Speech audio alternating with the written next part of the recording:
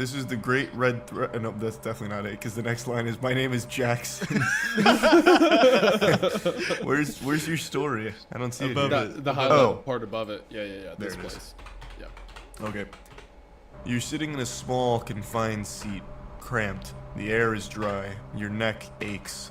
Each vibration that runs through the seat reminds you of your innate misery. A person behind you sputters out a raspy, rattling cough. A baby cries loudly somewhere in the distance, and you feel pity for the people closer to the unending noise. The air is so dry, and all you can think about is that you're surrounded by at least 100 other people suffering the same existence, just sitting alone, together in a cramped tube full of other people's farts. It's not a thought you want to have, so you attempt to push it from your mind. Your seatmate nudges you, not with intent, but with the careless shuffling of a person similarly stuck in a cramped seat. Your other seatmate, an elderly old man, snores. A friendly but overworked voice seizes your attention. Would you care for a drink? What are the options? Well, we have lukewarm water or deflated soda. Guess I'll have the soda. That'll be $7.99, hun. Never mind. I'll just take the water. She hands you the water in a small plastic cup. You can't help but think about how man's greatest and arguably most impressive invention has fallen victim to the throes of capitalistic greed. Here you are in the sky, hurtling at speeds and heights that would literally be inconceivable to a medieval farmer, and all you can think about is how unpleasant the experience is. Desperate for some form of mental relief, you come across one such saving grace. It could be worse. You could be flying in a Boeing. Relief washes over you, knowing that, as unenjoyable the experience may be, at least you're safe. Oh my gosh. And this is the red thread. Welcome, everyone. Charlie, good job. That was a fantastic reading. You did great there. Yeah, that came from the man. heart. That was passionate fear, since I have a phobia of flying. Did a plane kill your family or something, Jackson? That was so. No. Every word of that was furious. It was filled with intent. Well, but yeah, we're going to get into it in this episode, but Boeing has quite the reputation currently for killing people's families, so Oh, well. I channeled that. But yes, this is the red thread. Welcome. I'm joined by Isaiah and Charlie as per usual, and we're grouped up here to investigate a topic that's currently developing as we speak. Really, like this is the most current red thread episode that we'll probably ever record since the stuff we're going to be talking about happened last week, I think. Unless- right, Charlie? Slave It was Master's 2 weeks house. ago, yeah. Unless Burn it someone down? important gets assassinated, well, I guess like within less than 2 weeks, because that's pretty much what we're talking about today, then yes, this is Yeah. definitely the most timely red thread episode. Yeah. So this episode is about the Boeing assassination controversy, which, if you've been keeping up with aviation and assassination news, happened a few weeks ago. So we're going to explore Boeing as a company, dig into the 737 MAX disaster, and also the assassination attempt. Well, it wasn't an attempt. The assassination of a whistleblower who dared to speak out about the Boeing mismanagement and corruption that led to the 737 MAX disasters. It's worth mentioning, it's not confirmed he's been assassinated. It just seems very likely that he was by Boeing.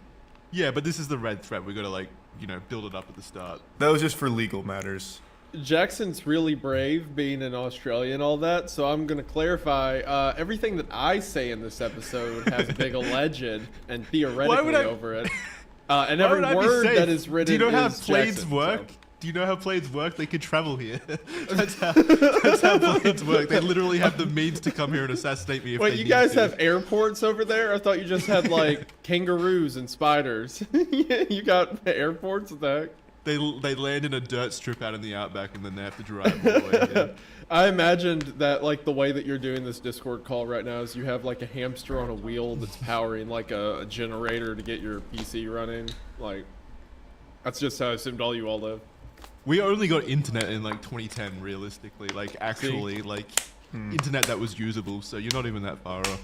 See, what did I say? So before we begin, a big thank you to the sponsors for this episode of the show. You'll hear more from them in the future. And also a quick mention that we're on audio platforms. You can listen to this episode from inside a Boeing plane if you're feeling brave enough. If you download the show on Spotify, if you do that, feel free to send some pictures to us because I would get a hearty giggle out of that. That'd probably be pretty funny.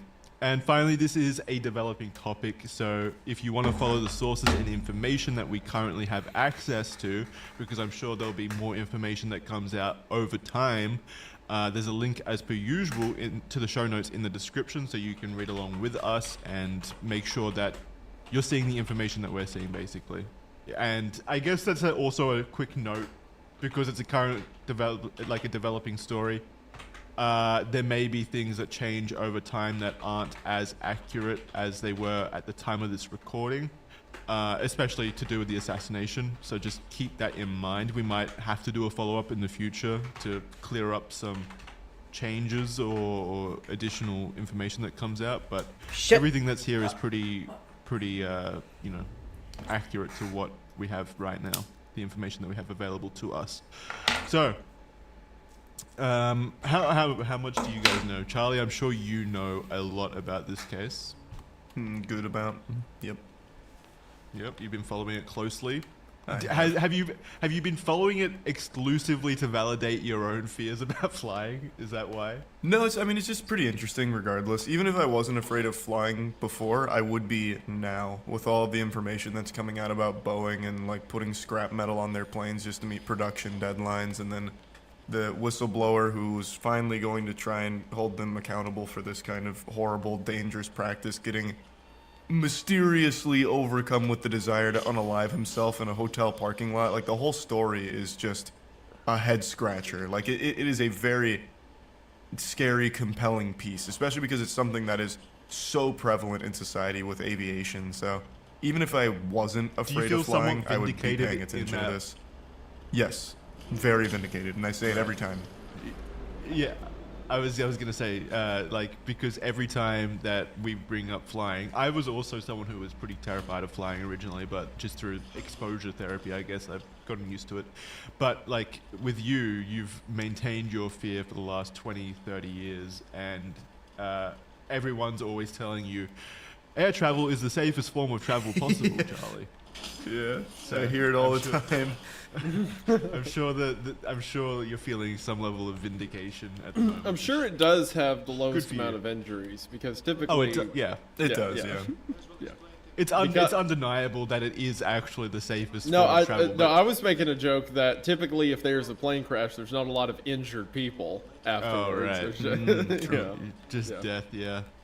No, but it is, like, that stat is true, obviously, because the raw amount of flights per day, I think it's like 100,000 flights per day, and like maybe there's a handful of crashes a year, and that rate has been declining over time. So it is technically the safest form of travel, but again, when you've got a fear like Charlie's, and also the understanding that if it does crash, you're just gonna die. Like, there's no injuries, as you said. Usually, it's always just death.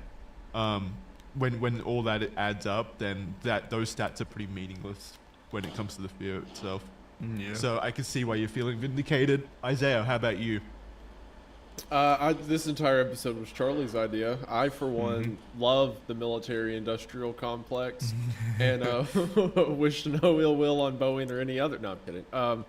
Yeah, so this is the first topic we've covered that I don't know much about going into it. Everything else we've covered, I've at least done like surface level research, but this one I'm flying blind. So I'm excited to be the victim of the insanity this time. I'm ready for Charlie to convince me to be equally as paranoid about planes as he is. I was going to ask, do you have any kind of fear about flying or anything? I think I'm in the same boat you are, Jackson. Like, I used to be afraid of it, like, the first few times, but now I've flown so much that I don't really think about it.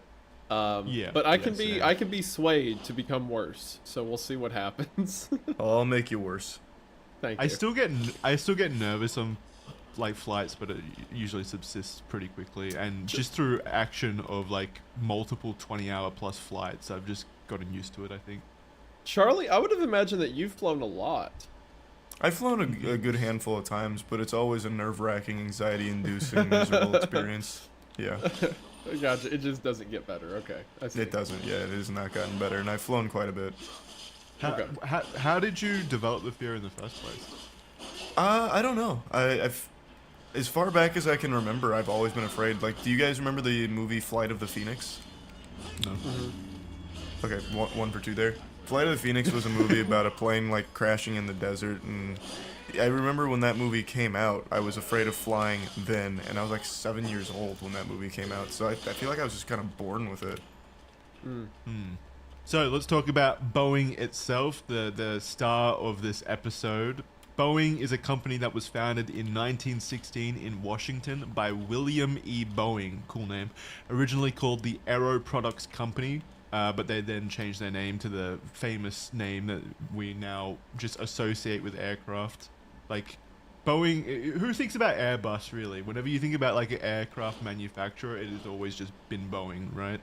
It's just, like, the most famous name in aircraft manufacturing.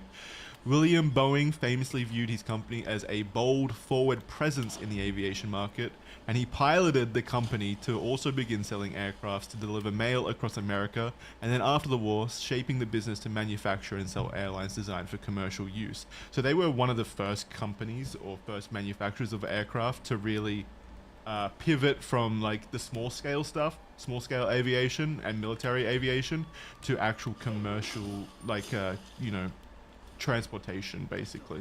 So they really set the stage for what aviation would become. And this quote from William Boeing says it all, really. We, quote, "We are embarked as pioneers upon a new science and industry in which our problems are so new and unusual that it behooves no one." This was a time period where people were still using behooves, by the way. Yeah. Unusual that it behooves no one to dismiss any novel idea with the statement that it can't be done. William Boeing, 1928. So by all accounts, William Boeing was like very invested in just like the mechanical ingenuity of, or excitement of, aircraft. People don't look like this anymore either. The picture of William Boeing, he's got like the old-timey, almost Hitler-esque look to him. That's an unfortunate description of him. I'm thankful that Hitler ruined only that kind of mustache, because Yeah. it would have been very easy for him to ruin a cool one, right? Oh But, yeah, imagine if he had like just a full like beard like you guys yeah, do. that would have sucked a lot. Or if he had like a goatee or something. I was like, well, great, Yeah. now I can't do that anymore. He did ruin, like, Hugo Boss, the guy who made like the outfits for the officers. He ruined putting officers in leather coats. That was a cool idea. You That's- can never do that again. That's So- true. That'll always be associated with that. Yeah, It's but so at least he did painful get a cool mustache. Because they did have like, in terms of their outfits and shit, they did have style. Like I like. Yeah, they had like the best fashion designers in the world make Yeah. it, because that's what they chose to spend unfortunate. money on. It's unfortunate. So yeah, with the vision of carrying passengers from one side of the country to the other in a single flight, the company began to shift to turbojets instead of propellers. Remember when planes used to be, operated by propeller instead of turbojet? Airlines were unsure of the move, but 20 years later, the 707 rolled out and into service with Pan American Airlines. The public were amazed by the ability to fly coast to coast in a short period of time, and the orders for the planes erupted. And then the popularity snowballed into the progression of the original 737, which is, I think, still the most bought and most popular jet airplane ever made. I think It most is, airlines operate a bunch of 737s, and it's still used to this day. And it was released back in 1964, so this plane's been around for a minute. And then they created the 747 in 1969, which is the queen of the skies, which is that one with the plane with the hump at the front, kind of like the double-decker plane. Very, very cool plane. And so during this time period, business was booming. Thousands of Boeing planes flew through the sky. And the public saw them as a trusted company in the aircraft world, even coining the term, "If it ain't Boeing, I ain't going," which is just fantastic. That's just such a lovely little saying. The there. kind of guy who walks into an airport saying that. Like, very passionate about it, like a sports team. I can't imagine people actually cared much about that back then. Like, I think they would have just been amazed at flying in general. That they wouldn't check the ticket to see it's a Boeing plane. When the know? turbojet first came out, I could imagine that being something to get hype about, right? Because air travel goes from, like, you could get from like New York to California in like 5 hours, where it used to take like a day, right? Yeah. So I get that, but No, I get the excitement of the turbojet itself, but not like Boeing, the Boeing company, like being like, Yeah, holy shit, yeah. I'm flying on a Boeing, fuck yeah. Like if it was Let's go. Yeah, I don't know, but I guess it speaks to their reputation at the time as like a very innovative company and a very engineering focused company, which is from all accounts what they were at the time. Which airline was it that began to have competitions of whoever could dress the best for their planes? You know what I'm talking about? Who was I that? don't remember that at all. One of them, when they started out, like in the 70s or 80s, there was a thing that whoever was the best dressed got their ticket refunded. So that encouraged people to show up to the flight wearing like business suits and stuff. So other that's people really cool. saw that and assumed only important people flew on that airline. So everyone That's tried to get super in on that smart. airline. Wow, Yeah. that's a really cool tactic because Yes. you're right. Like turbojets, especially at the time period, they commanded quite a high ticket price. They were seen as like kind of like a first class flight. I'm not sure who that would have been. Maybe Pan Am. Pan Am. Yeah, it was. That sounds right. It could be one of them. I'll find it eventually. But yeah, I only Maybe mentioned that to Easton. say, like, back when planes were kicking up and like airlines were starting, everyone had these cute little tricks, or like, if it ain't Boeing, I ain't going. Like, it was a very different Yeah. vibe than what airports are now. So Well, like I said, air travel in general back then had this mystique of like upper class kind of reputation, whereas now it's like we're all crammed in a tube and we get like fucking peanuts for like $10 to satisfy us. You see the Correct, old yeah. photos on those old planes where the entire cabin looks like first class and they like bring out lobster to you and shit like that. Oh, I remember those. Yeah, like the meals they used to serve were really high quality stuff. Yeah, and now you'd be lucky if you get like a ham sandwich on an 8-hour flight. It's so good. we used to be a decent country. Not one. It's kind of like late stage capitalism for an industry. Remember what they took from you. Recently, though, news articles have read differently to the old saying, "If it ain't Boeing, it ain't going." I ain't going. I mean, that reputation has kind of been washed away, and instead we're left with a reputation of system problems, electrical issues, legal issues, and now even a whistleblower's somewhat mysterious death. So, what has happened? Who wants to take a walk through memory lane? I'll take a trip down that lane. So, 1997, Boeing acquired McDonnell Douglas, which is now often seen as a misaligned merger. The merger was worth over $13 billion. McDonnell Douglas had found it increasingly harder and harder to compete with Boeing and Airbus, lacking resources to be able to work on new product development, and this merger was Douglas's way out of the industry. At the time, Boeing had an engineering-first ethic which was quickly overpowered after this change by McDonnell Douglas's more profit, money-making mindset.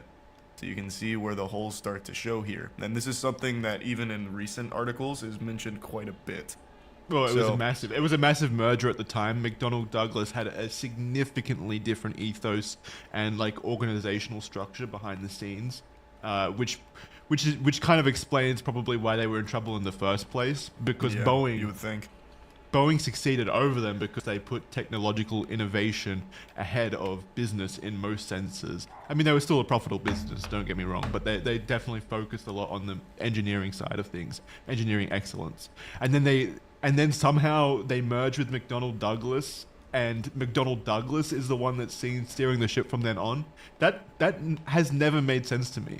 Like, Boeing was the more profitable, more healthy company, and they kind of like saved McDonnell Douglas in a way by merging with them, and then McDonnell Douglas like kind of infects the company. It's never made sense to me. I think it's just, I don't even think it's necessarily a product of the merger. It's a product of the time where everything became more profit driven. So McDonnell Douglas's like ethos of money making first probably is what was prevalent, won not so out. much their structure. Yeah, you're probably right. So this is a very cool name. Harry Stonecipher, the Boeing CEO at the time of the merger. Sounds like a was Bond also- villain. I know it does Yeah. sound like a Bond villain. It's so cool. I love that name. I wish my last name was Stonecipher. It's so fucking Yeah. sick. That's an Unfair. anime name. So he was determined to change the idea of the company from I'm on a engineering boat. firm to a proper business. Tens of thousands of jobs were cut, and Boeing moved from Seattle to Chicago in 2001. This was done to remove the Strategy Council Why did I of do Business that? from being directly associated with other units of the company, thus allowing them to focus more on business decisions Whatever. and long-term strategy plans without meddling from people actually building the planes. McDonnell Douglas's parasitic infestation of Boeing doing after the that. merger has resulted in people joking that McDonnell Douglas bought Boeing with Boeing's own money. 2 years after...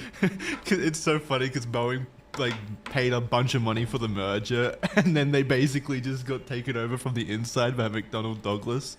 I mean, I guess the people running Boeing at the time didn't care because they wanted more money as well. I guess Yeah. that's the implication. Anyway. 2 years after the merger, Boeing was under threat. For the first time, Airbus had overtaken Boeing in the market, delivering 305 jets in 2003. Furthermore, they'd been quietly working on a new, more efficient plane, the A-32neo, with an innovative and brand new engine designed for more economic flights.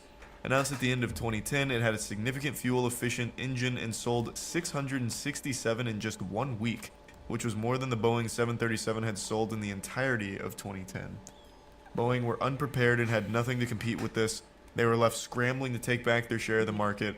They had incorrectly assumed airlines wouldn't be interested in lower capacity but more fuel-efficient aircraft, and instead were investing directly into their fleet of larger aircraft. According to airline executive Gerald Arpey, they felt they needed to act more aggressively. Developing a new passenger plane could take a decade, which they didn't have.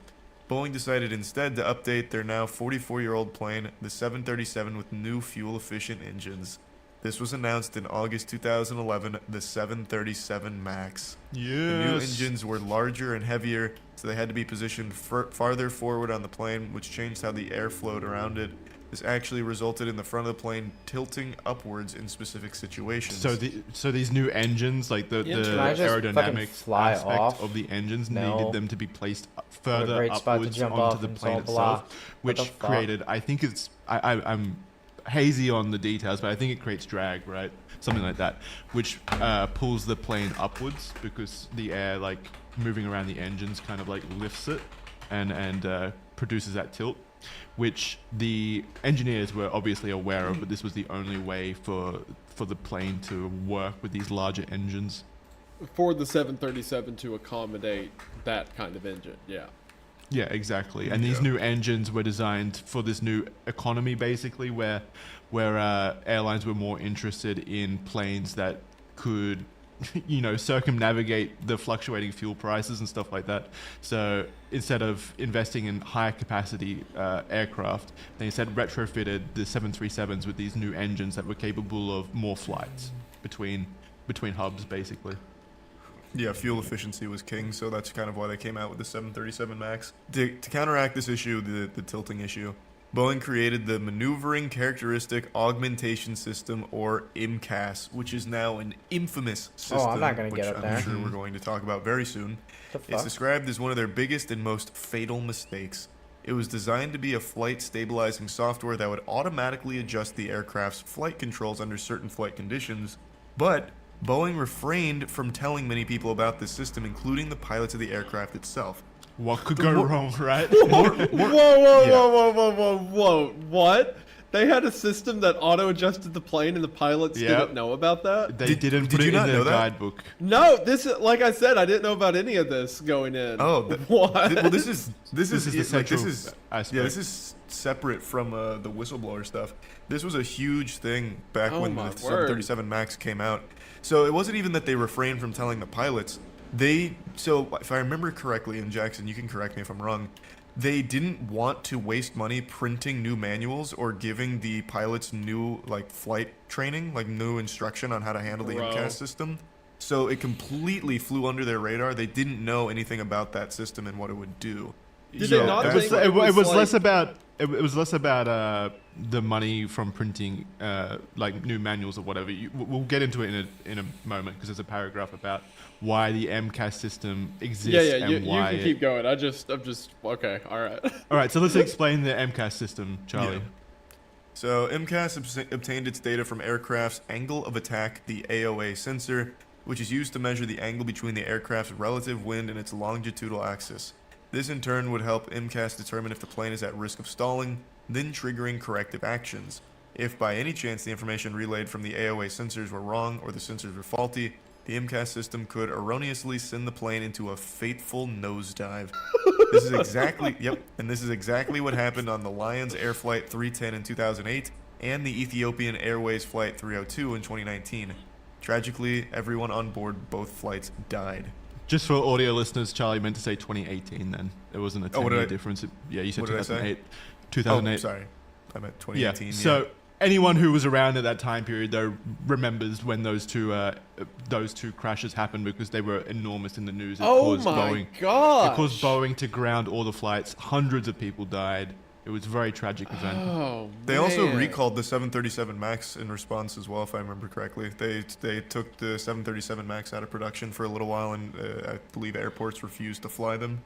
Yeah, for a two-year period, I think. Yeah. So the sensor read data wrong and like pulled against the pilot to adjust, which caused a crash. So the God damn AOA, the angle of attack sensor, which is a sensor on the peripheral, like the outside of the aircraft itself, could feed incorrect data to the MCAS system in certain situations, and then the MCAS the MCAS system word. would operate on that incorrect information and essentially pull the plane. Was into a there no nosedive. way to override it? You would There think, was. like, There was. No, there there was. was, but since they didn't train the pilots on it and the pilots weren't aware of it, they didn't know they could override that system. So it just, As we're going to get into, the reason as to why the pilots weren't educated about this is so infuriatingly greedy. Yeah. All right. and- Yeah. Yep. Sorry. Go ahead. Keep going.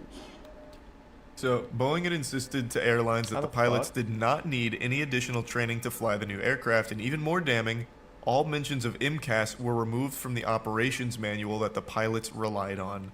As Boeing was in a losing race against Airbus, the 737 MAX needed to fly exactly like the 737, Oh, there's nothing in so that there. pilots didn't have to go Fucking through nuts. new simulator training for What's that? certification. And remember, just real quick, I didn't write this, but remember that it didn't fly exactly like the previous Yeah, wait, what? 737 because the engines were more forward on Correct, the plane, yeah. Yep, it creating was that different. creating that tilt. So because of that, that's why they introduced the MCAS to offset that, so Oh. that it would fly as close to the 737 as possible. You make a system that makes it feel like the old one. but Exactly, you so they don't can avoid- accommodate for when that system doesn't work correctly. I see. Yeah. Training the pilots would have taken a lot of extra time, money, and would be unattractive to potential airline customers. MCAS was the supposed solution so that in certain, very specific situations, it would slightly adjust the aircraft to correct its flight position to create a more similar flying experience akin to the previous model that the pilots were used to. However, when this happened in the real world, pilots and MCAS were in a sort of fight with each other for controls, with pilots trimming the aircraft manually and then MCAS trimming it again, and this cycle continuing with the pilot unaware that there was a hidden system essentially acting against them. It's so insane that they just push this system in to correct their How- correct the behavioral how- differences of the plane How itself. do? All right, I'm good. All right, sorry.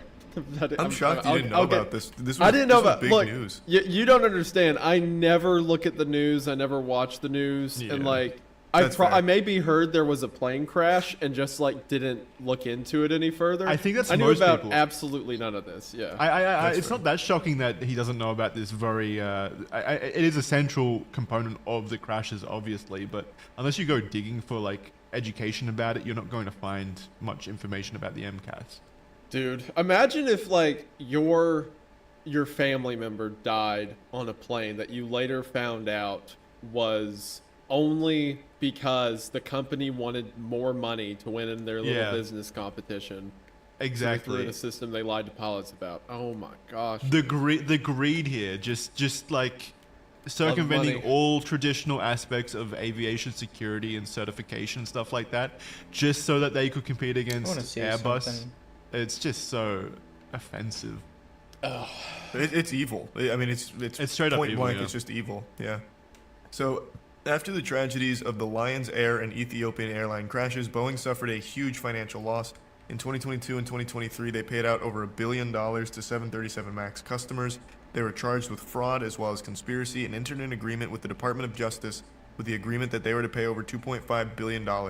They also grounded the 737 MAX for nearly 2 years, with regulators conducting investigations, a move costing Boeing around $20 billion in fees and fines. So they didn't end up making more money in the first place. They made these decisions to make more money, and now they've lost over $20 billion, which I'm not sure how much that is in the grand scheme. They of have a things. net worth of 109 billion. So That is Wasn't there actually something substantial. for then, killing honestly. That is a enemies? very 20 billion substantial hit. substantial, yeah. Enemies 50% using every of weapon their type? There's net one worth. more I mean, I that's haven't current, used. so maybe it was more before they lost out on that, but still, that's a substantial Probably the amount. pole arm. Yeah, that's substantial, but still, it's like all these lives were lost for no reason, basically. Well, there was no reason in the first place, but like they didn't get what they wanted at the end. They didn't get their profits. In fact, they Yeah. lost 20% of their company's value. I mean, that makes me a Insane. little Probably bit the spear. happier. You know, they I have a still feeling lost. it's a spear. You know, but still, it's just, you're right. It makes it all like there's not even the feudal gains were gained, right? It's all Yeah. pathetic. Yeah. you know? And it just keeps getting worse. Like this is very modern too. Usually you read these things, you're like, damn, that must have happened in like the 80s or 90s or Yeah. I mean even earlier, like 50s with Pan Am or something. I remember when Pan Am, I think it was Pan Am, had like that very public crash. That was big news for a while. But this happened only 5 and 6 years ago. Like it's not long. Like this is very recent decisions that led to such tragedy that was entirely avoidable. Entirely avoidable. But this one is different to a lot of those previous crashes, especially during like the 50s, 60s, 70s, and 80s, which is when crashes were way more common. This one's different because it was almost entirely like greed and profit driven. It's right? all entirely. Whereas those previous ones during the 1900s or whatever were more to do with just like not having the education around aviation security. Like each Yeah. crash was a learning lesson at that time, which would then like seal up the areas where more crashes would happen, which is why we live in such a safe period, well, relatively safe period when it comes to aviation. Trial and error. Yeah. But it still happens now because of greed, especially on Boeing's part. So Yeah, and so now we're going to get into even more modern stuff, and I'm sure a lot of you listening have heard some of these before. So the negative publicity just continues to, accumulate day by day. For example, one United Airlines Boeing 777 experienced a wheel loss during takeoff. Another United Airlines aircraft slid off the runway upon landing due to the landing gear malfunctioning. There's been multiple instances of flames shooting out of engines that have been reported. Certifications have reportedly been falsified. Debris has been discovered near electrical wiring. Loose parts have been found in door panels. Components from scrap bins have allegedly been reused in installations and constructions of planes themselves. A Boeing 777 was forced to land after hydraulic fluid was leaking during takeoff. Additionally, engineers have been outsourced for low wages, with some employees reportedly being paid as low as $9.50 an hour, and the FAA criticized Boeing's safety procedures as inadequate. And there's so many more that Jackson could have pulled from. Like 2 days ago, a Boeing flight engine blew up, caught fire, and they had to emergency land. A week ago, this one I think a lot of you heard, the door blew off of a plane mid-flight. Yep. that's the one I focus on, yeah. Oh, so you have it right here. So, most recently, Friday, January 5th, 171 passengers and 6 crew members were aboard the Alaskan Airline Flight 1282 on a Boeing 737 MAX. They departed from Portland at 5:07 p.m. with no signs of stress or worry from the captains or flight staff. However, minutes later, as the plane reached an altitude of 16,000 feet, a loud bang was heard through the aircraft. A hidden emergency door and its cover, known as a door plug, was suddenly sucked out from the aircraft, leaving a giant hole in its wake. The change in pressure was so strong that if passengers were sitting in the here's the seats mission I directly get at to the impacted discover door, the, they would shrine most over certainly here. have been Do jettisoned. that. Mobile phones were ripped out of hands, a t-shirt was ripped off the back of a young boy, the plane's interior around the gap was torn apart to its core, and the surrounding seats bent and misshapen. 20 minutes later, at 5:26 p.m., the flight landed, and just under 10 minutes later, at 5:34, it arrived at the gate, with the injured instructed to stay in their seats as firefighters boarded the plane. Read that Amazingly and again? luckily, no one was killed. And here's a quote. Thanks. All of a sudden, I heard like a big bang. I didn't know exactly what was going on, said one woman. I looked up and oxygen masks were hanging from the ceiling, and then I looked to my left and there's this huge chunk, part of the plane just missing. The wind just extremely loud, and there's wind blowing everywhere. Gee, imagine how horrifying that would have been.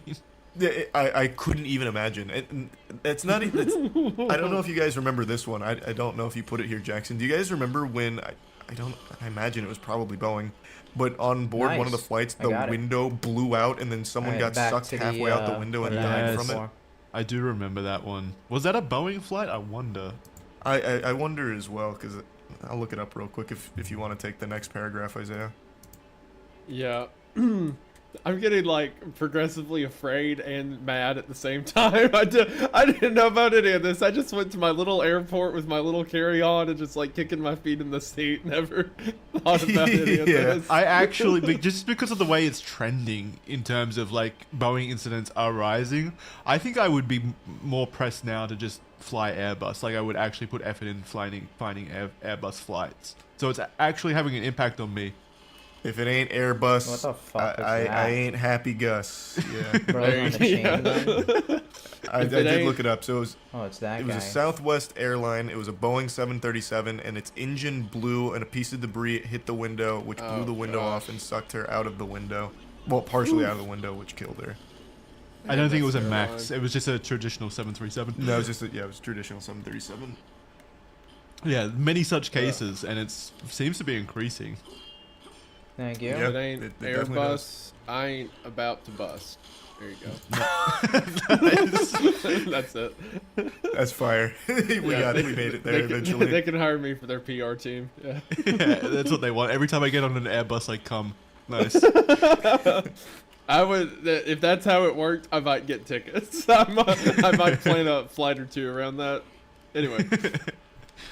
Spirit Aerosystems, a vendor contracted by Boeing to construct airplane parts, in May of 2023, were working on a cabin door plug that was going to be fitted onto a Boeing 737 MAX 9.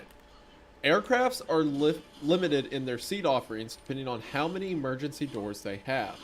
There needs to be enough emergency exits for all passengers to safely use only half of the exits within 90 seconds. Due to Fuck. the size of the new Boeing MAX, the total number of emergency exits on the plane needed to be upgraded from 8 to 10. The new 2 added between the middle and rear of the plane. Added between the middle and rear of the plane. However, not all airlines would utilize the added space for new seats. Therefore, they did not all need the emergency exits to be, quote, active. There were two solutions to this. They could deactivate the door and put a sort of cover over it. The passenger sitting next to it would not have a window, but would instead Damn it. have an empty bulkhead. Or they could get a door plug where the passenger inside would still get a window and be relatively unaware that they were actually sitting next to an emergency door. When Boeing received... Cool solution. Yeah. You didn't know you were next to an ejector seat like fucking Johnny English. That just random people getting on a plane don't know they're in the surprise chair Yeah. at any moment. When Boeing received this part from Spirit, the plug was fitted similarly to how a normal door would be fitted, as it needed to be able to support the pressure it would be subjected by every flight. However, there were some differences.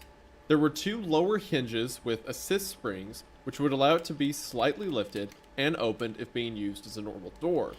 The assist springs did not serve a purpose as it wasn't being used as a door on this plane. Two rollers were also fitted at the top of the door, You're which getting the fitted boom into two guides. Once in place, the sky. rollers and guides were blocked off by 4 bolts. This basically ensured that it was impossible for the door to move in any way. Once the door was on, 12 stop fittings and stop pads, 6 on each side, were placed. It was verified as correctly installed by Spirit before it was sent to Boeing. Wait, hold on. If the door is secured to this degree, right, then how can it be used as an emergency exit? Oh, because I'm sure there's like mechanical instructions that are sent from, the flight systems to disengage all those locks and stuff. Yeah, if there is an okay. emergency. Gotcha. Real quick Pussy. before we continue, because Fuck we're you. 40 minutes in, just a quick word from our sponsors. People are always stopping me in the street and saying, "Jackson, why do you always look so happy?" The answer is because I've always got a friend with me, and that friend is MeUndies. MeUndies never leaves my side, never leaves my downstairs Damn. region anyway. In fact, you'd be hard-pressed to find anyone less attached to Fucking me hate than that. MeUndies. Fucking- There's not a waking moment that goes by, really, without MeUndies hugging me downstairs, which I'll grant you, doesn't sound great at a surface level, but trust me, once you feel that feeling of comfort and warmth, you'll know you made the right choice by strapping MeUndies on you. They are, without a doubt, some of the most comfortable underwear I've ever had the fortune of slipping into. And I'd be lying to each and every one of you if I didn't say I enjoyed how big they made me Gotcha. feel. That's right, with MeUndies' contoured pouch and ball caddy, they know how to make a guy feel special. It gets even more intimate with their micro-modal sling that keeps things down there separated and lifted. Trust me, it really doesn't get more supportive and comfortable than MeUndies. In fact, it's probably going to be the most comforting and supportive relationship you'll ever be in. The thing I love most about MeUndies is they're so unbelievably breathable. And this matters a lot to me in Australia because it's hot as balls over here. And MeUndies makes it so much easier to just walk around outside without feeling like there's a pool party going on downstairs, if you know what I mean. It really helps out in hot weather. You don't have to worry about getting all hot and sweaty because it almost feels like you're wearing nothing at all down there. I mean, it gives you the support you need while being so breathable that it doesn't feel like there's anything like dragging you down, basically. It feels so good. It's really hard to describe how good and comfortable MeUndies are, but trust me, they are both really good and comfortable.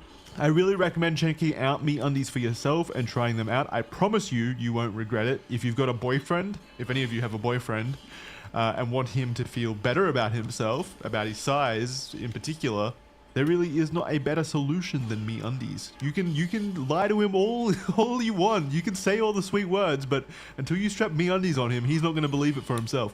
Also, another big part of MeUndies is expressing yourself through your underwear, and there's just so many awesome prints that you can get MeUndies that let you look how you want. No, you don't have to like stick to boring colors or just brand names on your underwear. You can get really cool things like dinosaurs, for example, on your underwear, which, come on. Dinosaurs. Get some dinosaurs on your underwear. Highly recommend. MeUndies. Good things come in big packages at MeUndies. Get 20% off your first order plus free shipping at MeUndies.com/redthread. That's MeUndies.com/redthread for 20% shit, off these plus guys are free tough. shipping. MeUndies. Comfort from the outside in. Thank you very much to MeUndies for supporting my junk, first of all, and also supporting the show. And thank you to you guys for listening to MeUndies. Over to Isaiah. Hello, everybody. Thank you very much for watching the show, but I wanted to take a minute to talk about today's sponsor, Factor. I know that eating healthy can be difficult because either the food doesn't taste as good or it takes longer to prepare than an unhealthy option. But now Factor is here to help with their delicious, ready-to-eat meals. That's because every meal you get from Factor is fresh, never frozen, dietitian approved, and ready to go in just 2 minutes. And every week you'll have over 35 different options to choose from, including meals that are calorie smart, protein plus, keto, or whatever your dietary restrictions require. Factor also offers a lot of add-ons, things like breakfast or midday snacks, or even stuff like smoothies. You get to pick your specific meals every week and then pause or cancel your subscription at any time. So if you're looking for fast, affordable, healthy, and delicious meals, then Factor is the place for you. And if that wasn't enough to convince you, then how about this? If you head down to the link in the description at factormeals.com/redthread50 and use discount code redthread50 at checkout, you will get 50% off your Factor order. That is right, half off your Factor order. And again, all you have to do is go to factormeals.com/redthread50 and use discount code redthread50 to get in on these fantastic meals for half off today. Thank you all so much for watching the ad. Thank you so much to Factor for sponsoring the show. It really does mean the most. Nice. Hope you all check them out. And now, a word from our other sponsor. Hey, a little Charlie jump scare here. Did you know Jackson and I actually make comic books together? One of our series is called Plague Seeker, and issue 1 just came out today. It's 80 pages of masterful storytelling, beautiful, jaw-dropping art. Speaking from a purely scientific perspective, no bias, this is a must-own. So, Plague Seeker issue 1 is available now, but not only do we make Plague Seeker together, we also make Godslap together, which is an absolute phenomenal series as well. Issue 5 just recently came out, so that's available too. You can find all of our comics at badegg.co. So definitely go check those out. Highly recommend it. Our comic series are the best in the business, I'll tell you what. Again, Rutherford no bias at all, Alcott. just speaking purely from an objective perspective. Fucking And we also Alfred have from some Batman over amazing here. animations that we've made for these as well. Oh, So stop I calling can't shit. What is recommend our this? comic series enough. Plague Seeker Godslap available at badegg.co, baby. Back to Boeing and the fucking crazy situations they find themselves in. Yeah, so continuing about this door, on arrival, Boeing engineers began to check the aircraft for any issues or defects. Yeah, they're the most trustworthy individuals at this point in Of time. course, yeah. Paid $9.50 an hour. They're just going there, just like, yeah, that's probably good. Yeah, that looks like a door. Good Yeah, enough. yeah, that's definitely a plane. Good job, boys. You fucking pussy. When they got to the mid-exit doors, they discovered 5 damaged rivets on the edge frame on the left side door. Essentially, to fix this issue, the door plug needed to come off. Once it was sent back and the issue was fixed, the door plug was placed back on, but they forgot to put back 4 important locking bolts, resulting in the door slowly How do becoming you ajar. forget? How do you forget? Isn't there a checklist? How do you forget to put bolts back in place on one of the most important, crucial parts of the fuselage? It is pussy. insane, especially after I just got done saying, how does this door even open? And it seems Yeah, the yeah. answer is you just don't Fuck. put it on. Yeah, don't you don't connect it apparently. Yeah, just leave it open. Simple. That's how it opens. It would be fucking hilarious if, and believable that Boeing would somehow argue this in court, be like, well, this is actually an emergency safety procedure. Like, it was intended It's a to happen so feature. that the door could come off faster in case of Yeah. an emergency. I would not So- put it past Boeing. Someone sitting in the cabin must have said the ancient invocation that blows doors off its hinges. Yeah. It's not Boeing's fault. There was a wizard on board that whispered "Open Sesame."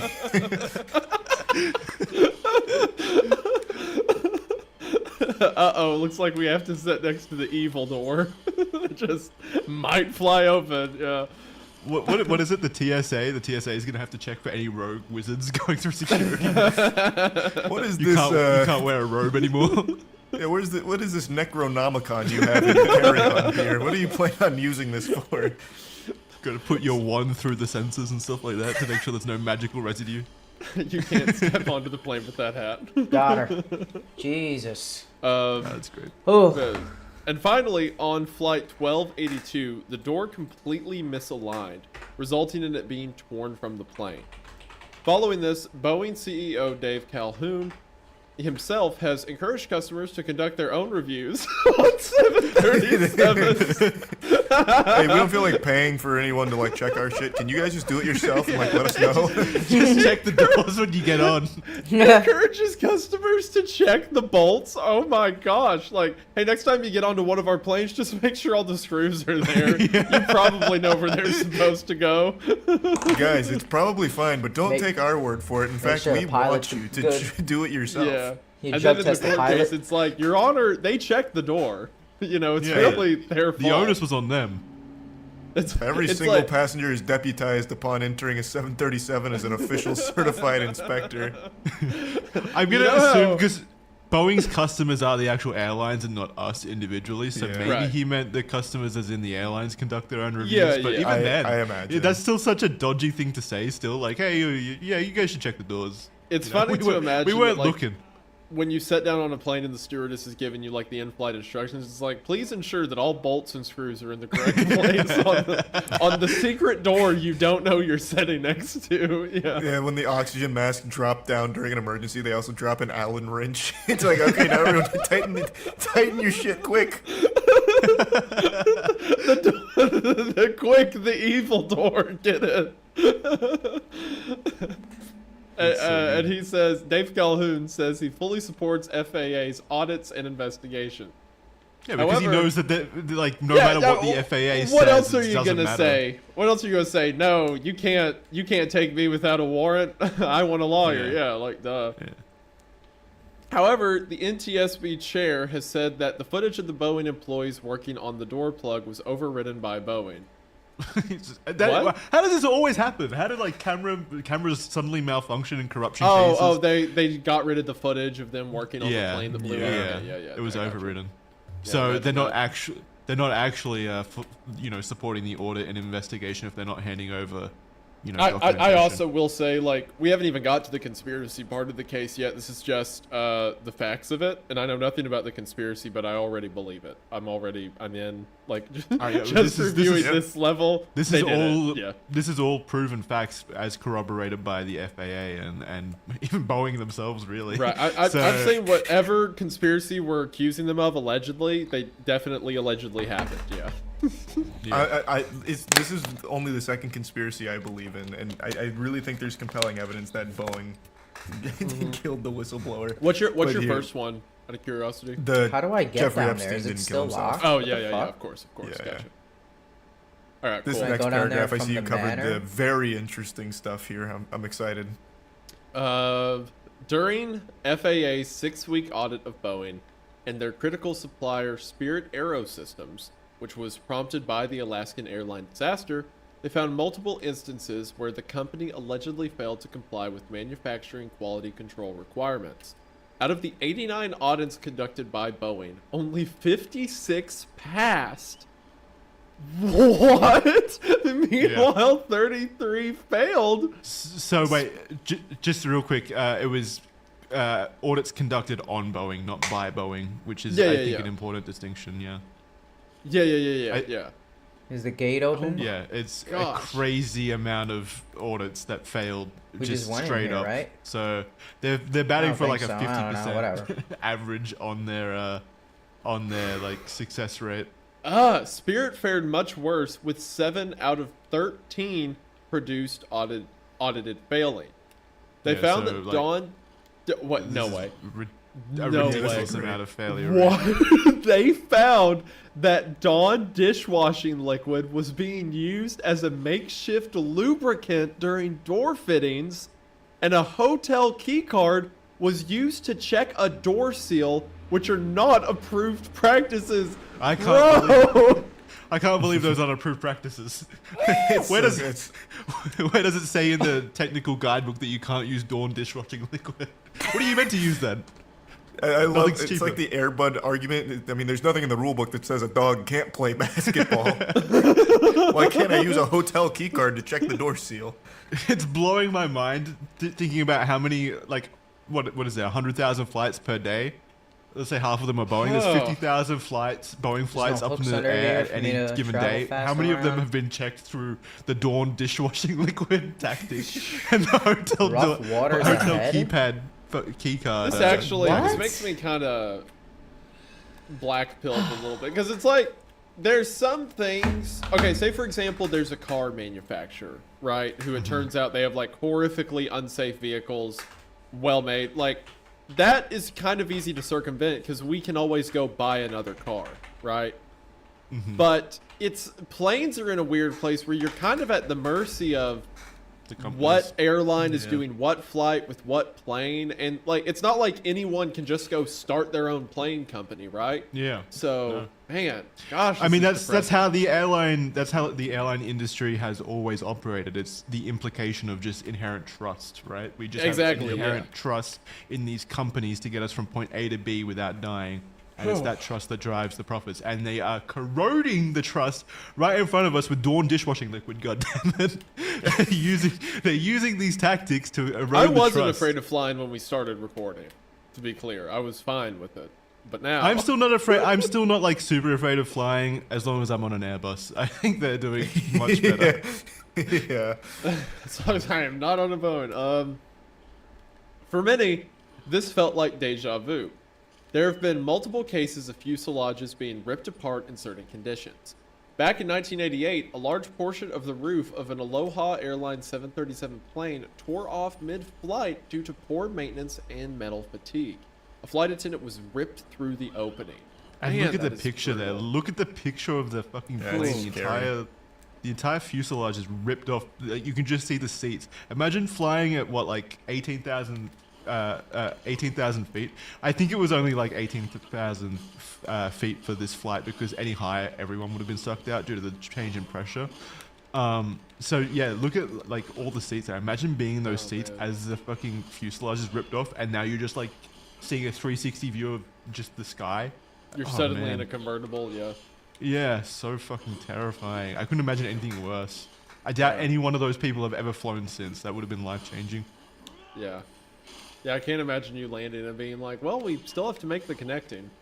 You know? Yeah, true. What's your soonest flight out of here? Yeah. Oh, I can't wait to Waldo, get back on another Jesus. plane. Surely gonna this can't happen assassinate twice him. in one day. This next one is a more tragic situation, and it did occur at over 20,000 feet, which is when that kind of change in pressure would rip people out of their seats, basically. Oh boy. Then a year later in 1989, a Boeing 747 United Airlines Flight 811 to Auckland from Hawaii experienced a cargo Clown door guy. failure in flight when 32 square meters of fuselage ripped from the aircraft at 23,000 feet over the Pacific. Oh. Tragically, 9 passengers were sucked from the I aircraft always do that. and were never found. Bro. Again. Absolutely terrifying. Terrifying.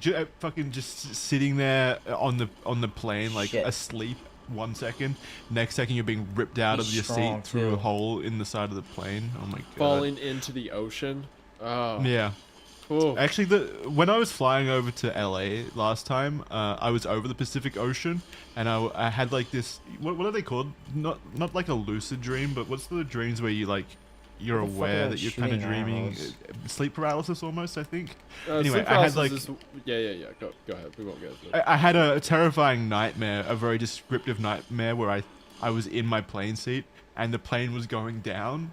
And I could feel all the sensations of it going down, and then I woke up and we were fine. It was, I was Oof. like, that gave me PTSD that entire flight. I was like on edge the entire rest of the flight, and that was just like a fake dream. Yeah, I was like, I thought I'd seen like a Final Destination fucking like premonition. Yeah, can you Tragically, imagine actually going through it? Yeah.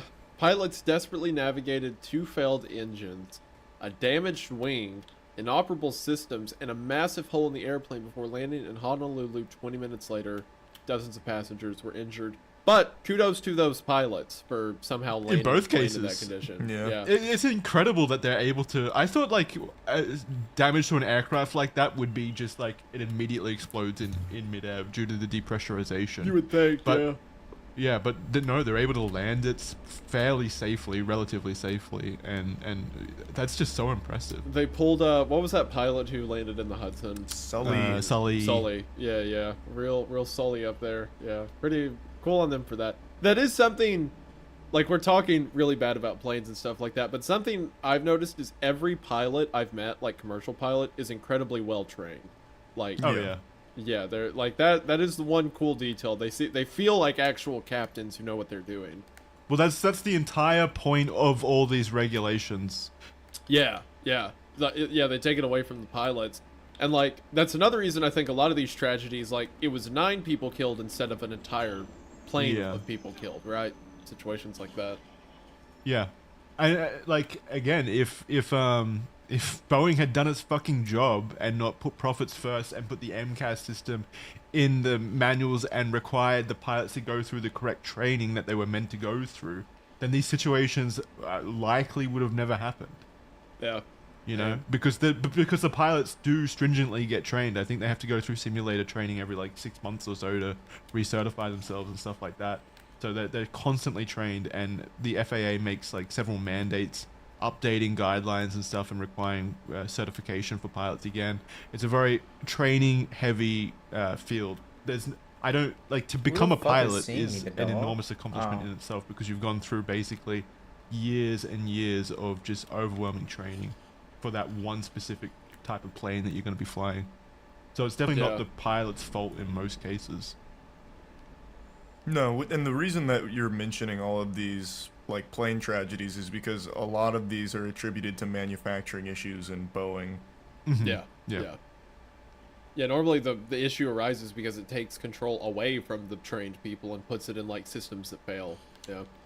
Yeah, if the systems fail, the hands steering the wheel isn't going to make a difference. Yeah. In 2011, a 737 aircraft performed an emergency landing at a military base in Yuma. The flight lost pressure due to a fuselage rupture, and due to apparent poor manufacturing techniques, a hole was ripped open on the roof of the airplane. How did you lose a hole on the roof? Like, my word. depressurization. It's just, again, these are all examples of Boeing's kind of inability to manufacture good planes at this point in time, where this is happening enough. Or perhaps more frustratingly, not an inability to, but an ineptitude to, because it doesn't make as much money. Yeah, exactly. Yeah, it's more greed driven, definitely. As recently as last week, 50 people, this happened like this week actually, I think. 50 people were injured on a 787 Dreamliner, which is their most recent new plane, on a LATAM Airlines flight when the plane suddenly dropped, resulting in passengers being flown to the ceiling and impacting the ceiling. Don't just Apparently shoot at me people again. hit the ceiling so hard that some of the roof panels broke. That's so fucking scary. A passenger recalls looking up at the roof and it appearing like a person had been glued to the ceiling. Probably with dishwashing soap. There was dishwashing soap on the ceiling. LATAM Airlines has said that the airline suffered from a technical event during the flight which caused strong movement. But it has also been reported potentially that a flight attendant accidentally hit a switch on the pilot's seat which pushed the pilot into the controls, forcing the plane to nosedive. But who knows really at this point if that's just Boeing propaganda or if there is a systemic issue on that plane.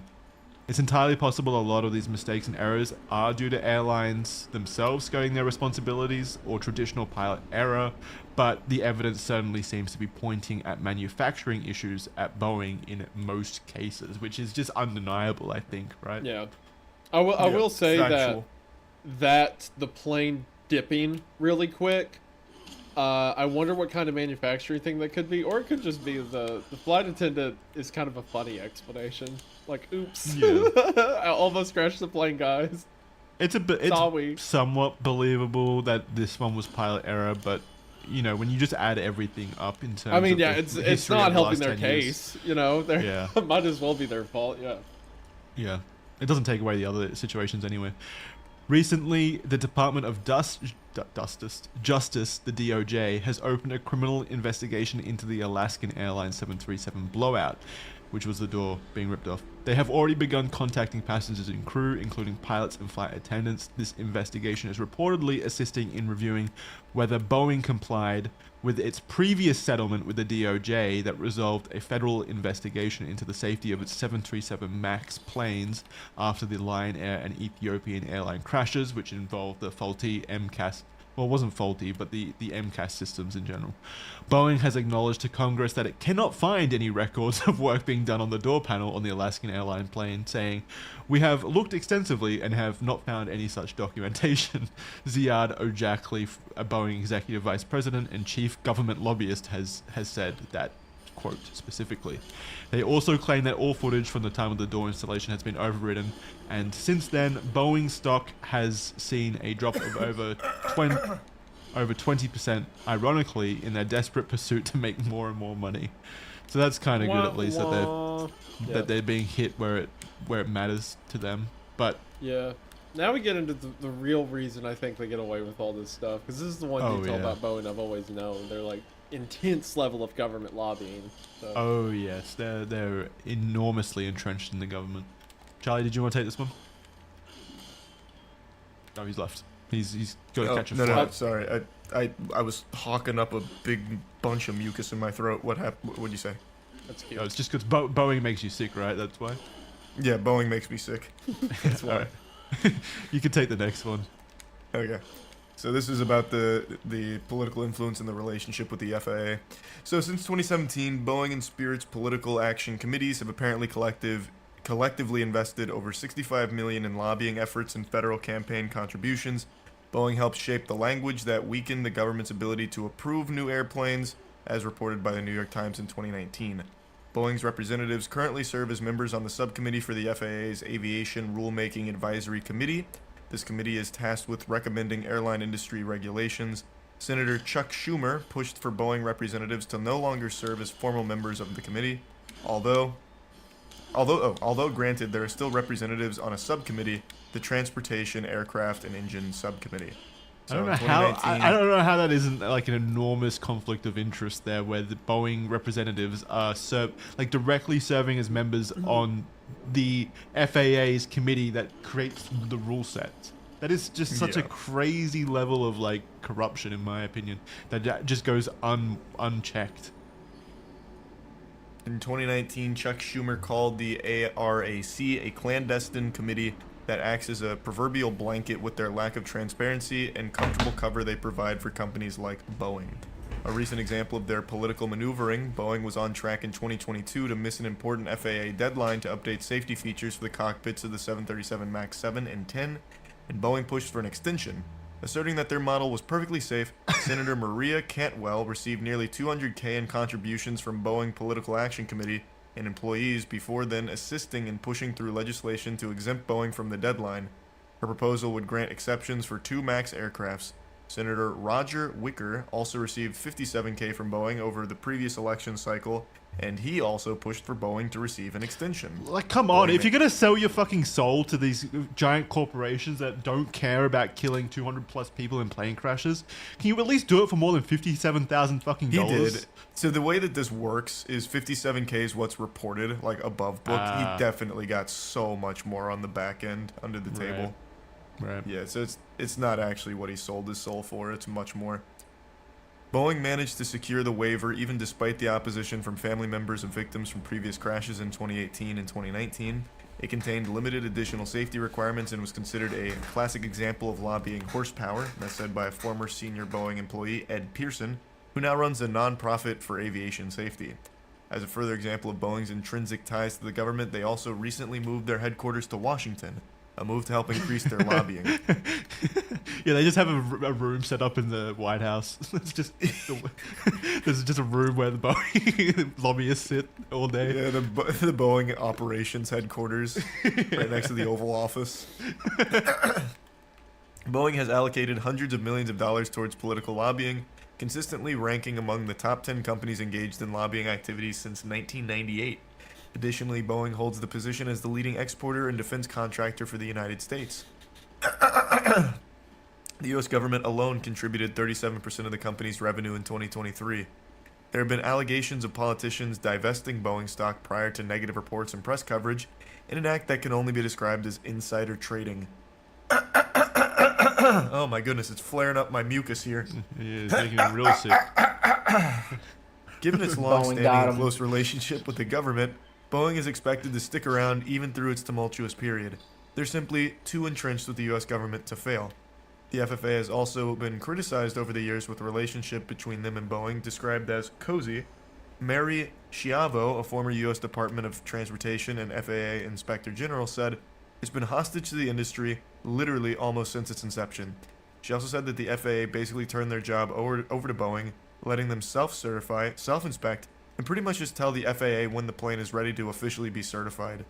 Others are on board with this statement, with Congressman Mark Solnier saying that the relationship between Boeing and the FAA needs to change. It's also reported that emails between the former employees wrote that presentations for regulators was like dogs watching TV, because the regulators didn't understand what they were seeing. Oh my god. Which is, you love to hear that. Like dogs watching TV or when referring to one of the most important means of travel there is. That's good. Yeah, but it just shows how like confident the Boeing employees, like these Boeing representatives are, where they're like, oh, look at these fucking idiots, don't understand how our planes work, stuff like that. The people just whose like- job it is to understand if planes are safe. They're like, look at these stupid dogs. Look at these animals. Yeah, They'll fucking believe whatever we idiots. tell them. Yeah, exactly. Oh my god. So I'll finish this for Charlie since he's struggling. No, I've got it. I'll make it through. Let me finish what I started, damn it. After the 2018 and 2019 crashes, part of the blame was put on the FAA for giving Boeing too much control over its own safety checks, as was made evident by Boeing somehow including an MCAS system that was obfuscated from all reports and still made it into the air across multiple airlines. The FAA says that it would work to implement improvements identified in its report after the incidents. Congress also passed bipartisan legislation which would require the FAA to strengthen its oversight on the industry. In 2024, after the Alaskan Airlines incident, the FAA blamed lack of resources and funding for how off they've been with Boeing, even after the previous legislation. I'll be right back. Charlie is literally getting assassinated live on Red Thread I right now can't by believe Boeing. Boeing invented Yeah. pollen to kill Charlie. Yeah, he is struggling with this pollen. All right, So yeah, what do you think, Isaiah? I'm pretty mad. Like, it's funny. Like, I've done this song and dance. I don't know how many times. Oh, why does this corrupt group of people not get, held accountable by the peacekeepers? And then it's like, oh, that's right, they are the peacekeepers. That's what it always is. That's how it always goes. And then it's like, oh, how are these people allowed to get by regulations to cheat the system that allows people to die time and time again? Oh, that's right, because the people that hold them accountable get their campaigns funded by them, and they're also on the panels that are supposed to hold them accountable. And it's never there's a bad part of the system, it's that the whole system is full of bad parts, and it just it makes me violent. It makes me contemplate things I shouldn't talk about on a podcast, unless of course it's Charlie's idea. Then it's fine. I can't think of a single reason why lobbying should be allowed at all. Hot take. I'll say it. I'll take the heat for this one. Lobbying should be illegal. It shouldn't be a thing. Thank you. I'll say it. Why- I'll say it. Well, but that's what I mean. Is there a single argument for its existence that doesn't just come down to politicians getting paid? I have no idea. I can't think of one. Connecting to when you're what? Okay, you know, watching- actually, here. I've got one for you. All right. If you have a lobbyist for something that's a very I can important use issue another- that's being another overlooked, dexterity point right? I Like fucked up. if someone's lobbying for something that isn't otherwise being addressed, I suppose. But shouldn't it be still done through just traditional fucked means up. and not monetarily? You would think. Like financial means? Didn't say it was a good argument. I'm just saying it's the only thing I could even like possibly rationalize. The world would just be a far better place if they just like actually made this illegal. But can't- of course, the people that would be in charge of making I this can't illegal are the ones zoom and that fly benefit at from the the lobbying. turn up and the down at the same infinite time. level Never of gonna happen. frustration to hear people exonerate Boeing, to see that the room they are in is sponsored by Boeing. It is. It's the most. It does work. It's just Ah, the control. man. It controls like fucking Mistrust and garbage. fear within the company. Let's talk about that because that's an important aspect of this going into the whistleblower stuff before that. I think it's just important to set the tone of what it was like inside the company as well. So a report published on February 26th of this year found that and this is a quote, the expert panel observed a disconnect between Boeing's senior management and other members of the organization on safety culture. No kidding. Interviewees, including ODA unit members, also questioned whether Boeing's safety reporting systems would function in a way that ensures open communication and non-retaliation. Those are both very important aspects Fuck, I of fucked the up. God aviation damn it. industry's safety mechanisms, basically. The expert panel also observed inadequate and confusing implementation of the 5 components of a positive safety culture, which are reporting culture, just culture, flexible culture, learning culture, and informed culture.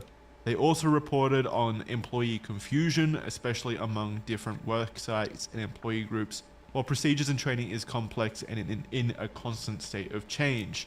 The report also states, quote, the expert panel also found additional issues at Boeing that affects aviation safety, which includes inadequate human factor consideration commensurate what to the its fuck? importance I to didn't hit that. aviation safety and a lack of pilot input in aircraft design and operation. So Boeing's like, who needs to know what the pilots care about when it comes to plane design? Who needs pilot input? They're the least important aspect of a plane, apparently, to Boeing. Talk from employees was also Shit, rumbling I thought I throughout was the gonna run company. into it. A conversation between Boeing pilots and employees about software issues and slow-ass problems with the kite. flight simulator for the new 737 MAX included discussing situations where the company concealed problems from the FAA during certification. In another conversation, an employee stated, quote, this Yeah, too airplane low. was designed by clowns, who were in turn supervised by monkeys. So even the internal like attitude from just like regular Boeing employees is not very pro Boeing at this point in time. This is another quote from a email chain. So one employee says, would you put your family on a Max simulator trained aircraft? I wouldn't. And then the other employee answers, no. So like Boeing employees do not trust their planes at all, which is not surprising, given that they see firsthand how they're put together Gotcha, and the bitch. quality assurance practices in place at Boeing. In 2019, a report by the publication Al Jazeera included secretly... Hold on, you cut out there for a second. Did we lose? Did Boeing cut him? All right, nice. I think they got him. They got you with the ball, and now they got him. Oh no. No, Jackson, they killed. Oh, no. No. They did it. The plane got there. It was so fast, we couldn't stop it. He's typing in the chat. Oh my god, he just lost this whole call. I guarantee it. No way. I had a feeling I should be recording the whole call. Oh no. I had a feeling. His power went out? There's a chance the file was still saved though, right? Yeah, I would think, right? Like if power cut out, it could just stop the recording. Yeah. You're a nice cat. He starts reading about Boeing's private logs and the power to his whole house shuts down. Oh, I really hope he didn't lose the file. Holy fuck, that'd be infuriating.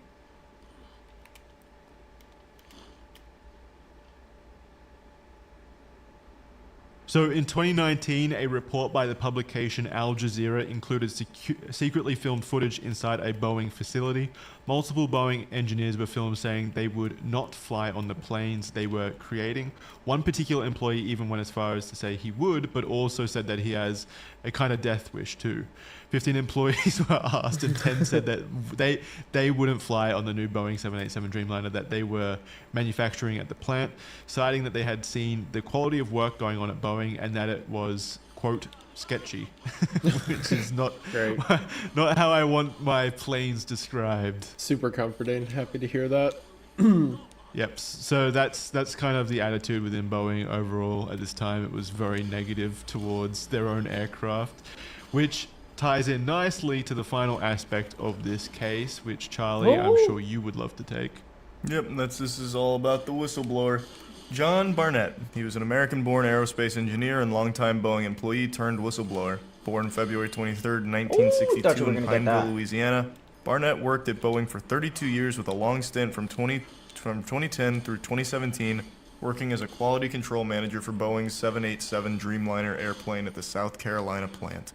As quality control manager, John was directly involved in ensuring each plane had passed supposed Boeing quality checklists, essentially being one of the few individuals who was innately aware and knowledgeable about Boeing's supposed commitment to producing reliable and safe aircraft. He lost Due to everything. stressful working conditions, Barnett's doctor advised that job-related stress would likely cause a heart attack unless he were to quit.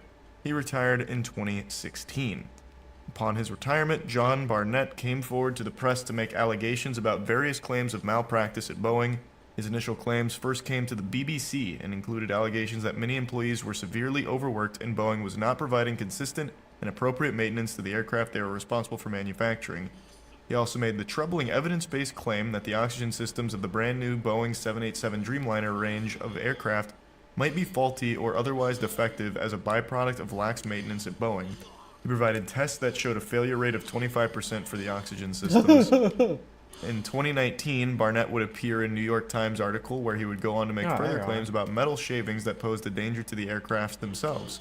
Boeing denied all allegations made by Barnett. However, the FAA has since conducted several reviews that seem to corroborate Barnett's claims. Yeah, 25% for the oxygen systems. So 1 in 4 people on those planes are not getting oxygen in the case of an emergency. That's still a positive survival rate. That's acceptable losses. It's not bad, and they wouldn't need oxygen anyway because the plane will be in a nosedive. So it's yeah. What are they gonna do? Tell someone? Yeah, it's actually probably better for Boeing if no one gets oxygen, so that way there's no squealing. Have you heard that old conspiracy theory that the reason you brace with your head against the chair in front of you in a plane crash is to immediately break your neck? Oh yeah, so you don't feel the pain of the crash. Or something. The old Boeing survivor's pose. So then here's some more claims from Barnett. So, reprimanded for email usage, Barnett asserts that a senior manager reprimanded and downgraded Barnett for his usage of internal email services as a tool for expressing process violations in lieu of face-to-face conversations, which Barnett assumes had meant he shouldn't put problems in writing. This was seemingly a way for Boeing to avoid a paper trail of problems that Boeing would prefer swept under the rug, which is relevant with the Alaska Airline Flight 1282, which is the door blowing off, where Boeing apparently doesn't have any written documents pertaining to the faulty installation of the door module. Barnett also alleges that the manager pushed Barnett to get more used to working in the gray areas and help find a next to way the while dead body. maintaining compliance. This speaks to a direct willingness and Then culture at loot him. Boeing where employees Thanks. and managers are willing to sacrifice quality control to keep productivity high and ensure deadlines are met. Then there's also defective parts claims, where Barnett claims that a senior manager installed a defective, scrapped and dented hydraulic pipe in a plane. Barnett followed procedures and filed the complaint with Human Resources, which was unable to substantiate the claim after claiming they had followed through with an investigation. He also claims that he would go on to continuously raise issues of several more missing and defective airplane parts to management with the fear that they had either been accidentally or intentionally installed in aircrafts. Allegedly, management instead directed him to finish the paperwork on the missing parts without necessarily determining where they had gone. Yeah, it doesn't matter. Doesn't matter. They fell into the They'll fucking show back up. rooms. Who cares? Just make note that they're missing. Barnett claims no further action was taken by managers. He has claimed that workers did not sufficiently follow component tracking procedures with the goal of preventing Fire delays right on in the front of her. production line, was backed up by a Try 2017 again. Federal Aviation Administration report that determined that at least 53 non-conforming parts were missing, with the order that Boeing take There you remedial go. action. Barnett additionally welcome. claimed that they had to change the locks on the scrap storage section of the facility where faulty or There defective you go. parts were kept, because people would continuously grab parts from the storage to install on planes. You have They to have a real lock up. problem at Boeing. You have to lock up the scrap shed because they keep trying to build planes with them. Just fucking get rid of them, burn Insane. them. Stop It's this. like- Stop them it's from like- being installed in these planes. It's like everyone's rats like running around scavenging. Like, no, stop. Get back. Tony Stark built this Boeing in a cave with a bunch of scraps. There we go. There's our pop culture reference. Yeah. He's so bad. Metal shavings. Barnett further alleged Ooh, that that he was had good. discovered what he described as Okay. clusters of metal I'll shavings take that my were time with it. erroneously left near can- electrical systems for flight controls in several 787s. The safety implications of this was that if there were shavings, the implications of this was if the shavings were to penetrate the electrical wiring responsible for powering the flight control systems, the results could have been catastrophic. He claims that he had repeatedly Ooh. urged his managers to Held take that actions, down but that forever. they instead transferred him to different parts of the plant. In 2017, the Federal Aviation Administration issued a directive mandate removal of shavings before delivery of planes to airlines. Boeing would go on to claim that they were complying and working to improve the design to avoid the issue. He but got they it. had determined the flight was not a flight safety issue. Determined Wait, the what? issue was not a flight safety issue. Oh, They determined the determined- issue was not flight safety. Yeah. Okay. Yeah. So they were like, no, it doesn't matter. Yeah, the They're guy they fine, they're hired fine. to determine the safety of planes keeps being like, this isn't safe, so they keep firing him and Ooh. putting him somewhere else. Yeah, they just keep moving Alright. him around. It's great. So, in 20... Wouldn't it have been easy to fucking just vacuum the metal shavings up after installation? One would think. before you- One would think. Well, deadlines got you working in crunch and scrambling, putting fucking scrap metal and toothpaste and shit on the planes. So, in 2024, Barnett continued to issue warnings about Boeing and their work culture and vehicle safety, particularly following Alaska Airline Flight 1282. Barnett would go on to file an AR-21, which is a law that supposedly protects airline safety whistleblowers against retaliatory actions by employers, with the claim that Boeing had undermined his career because he had raised safety concerns at the Charleston plant, which was hampering his career progression and denigrating his career. With the allegation that this was all due to him raising internal concerns about airline quality control and safety, which is illegal under the Air 21 law, which is designed to ensure that anyone within the airline and aircraft manufacturing industry are able to report mistakes and concerns without fear of retaliation and punishment by their employers. So it's to foster open communication, basically, so that they work together to rectify problems. Yeah, it's an important aspect of airline safety is that people should feel safe and free to bring up like these kinds of issues, especially when they pertain to like manufacturing defects and stuff like that, without any kind of reprimand or consequences to their own personal careers. Otherwise, if there is that fear of companies firing you and stuff, you're not going to bring up the issues in the first place, and then that's what would lead to aircraft leaving the hangar with these kinds of defects. But apparently Boeing still fosters that kind of personality inside that cultivates these kinds of issues still, even in spite of these laws existing. Yep, that's Boeing. Barnett was in Charleston, South Carolina during the week of March 12, 2024 for his deposition in his defamation lawsuit against Boeing. So it's worth mentioning he was in an active lawsuit against Boeing, and he was in South Carolina, and on Saturday, he was intended to provide further answers to questioning, but did not show up to the downtown office of Boeing's defense firm for the final day of the 3-day deposition. He did not respond to calls over that day or the following. He was found deceased shortly after in his truck at a hotel parking lot from what Charleston That's cool. County Coroner's Office described as a self-inflicted gunshot wound. Prior to his death, Barnett reportedly told a family friend that, "If anything happens to me, it's not suicide." Boeing responded to his death by releasing a statement that read, "We are saddened by Mr. Barnett's death and our thoughts are with his family and friends." Barnett's family claimed that he was looking forward to having his day in court and hoped that it would force Boeing to change its culture, though was suffering from PTSD and anxiety attacks as a result of being subject to a hostile work environment at Boeing, which we believe led to his death. His lawyer told the CBS News that he was in very good spirits and really looking forward to putting this phase of his life behind him and moving on. We didn't see any indication he would take his own life. No one can believe it. The Charleston Police Department is currently investigating his death as of March 12th. So Guy has spent the past several years of his life trying to take down Boeing. He's in a court case against them. After being very motivated to continue this court case, one day he's like, "You know what? I've got a better idea," and just sets Yep, it blows his kills brains out in the Yep. hotel parking lot in his truck. pretty open Yeah, and shut seems to me. believable. Yep. Yeah. So Barnett was found inside his vehicle, bleeding from his right temple, with a silver pistol found in his hand and something allegedly resembling a note in the passenger seat. A groundsman told police that he had heard a pop around 9:24 a.m., but the rain had apparently muffled the sound. Barnett and his lawyers had filed their first complaints in 2017 in Barnett vs. Boeing. It seems suspicious, to say the least, that Barnett would commit suicide when his case was finally in the final stretch. A family member told his lawyer, Turkowitz, what was written on the note, but that it didn't sound like John. Which I imagine it didn't. It sounded like Harry Stonemason or whatever his name was. Harry Stone Cipher. Yeah, Stone Cipher. Yeah. So, before getting into more of our theories and thoughts here, I think the biggest thing that makes no fucking sense here is not only the timing of it, where he's like in the last phase of this, but also he decides to blow his brains out in the parking lot as opposed to his room. Why? That makes no sense. If he was going to kill himself, it'd likely be in his room, not in the fucking parking lot.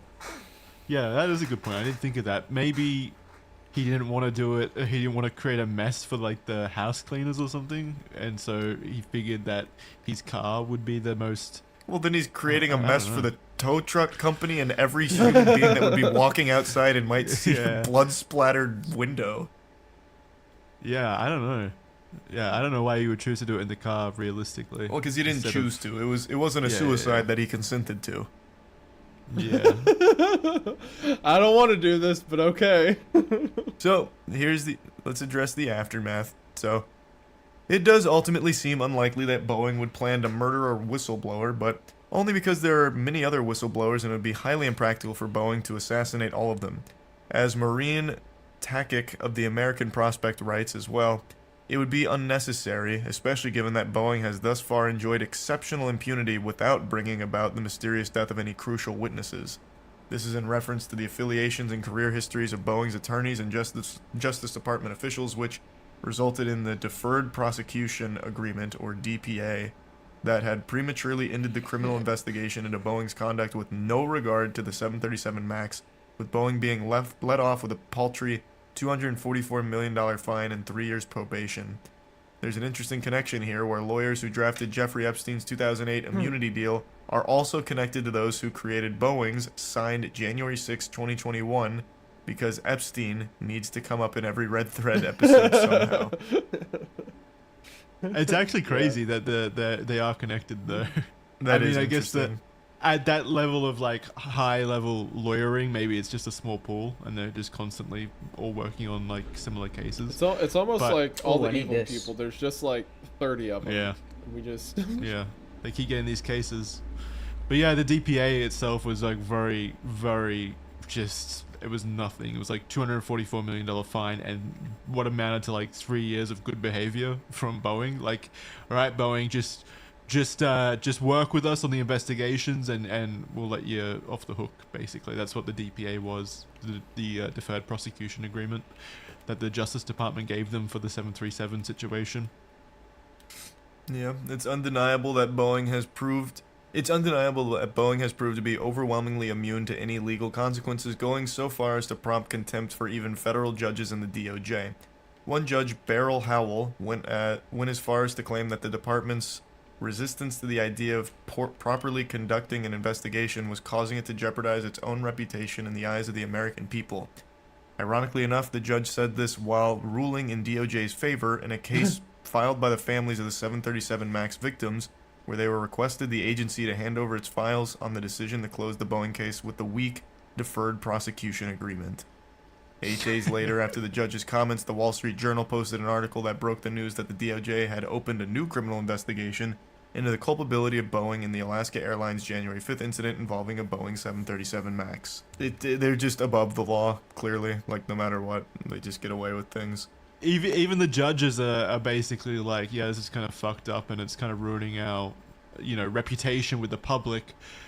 But our hands are tied, unfortunately. Yeah, anyway, I guess I'll continue with this. I'm just a cog in the machine. It's not my fault, blah, blah, blah. Yeah.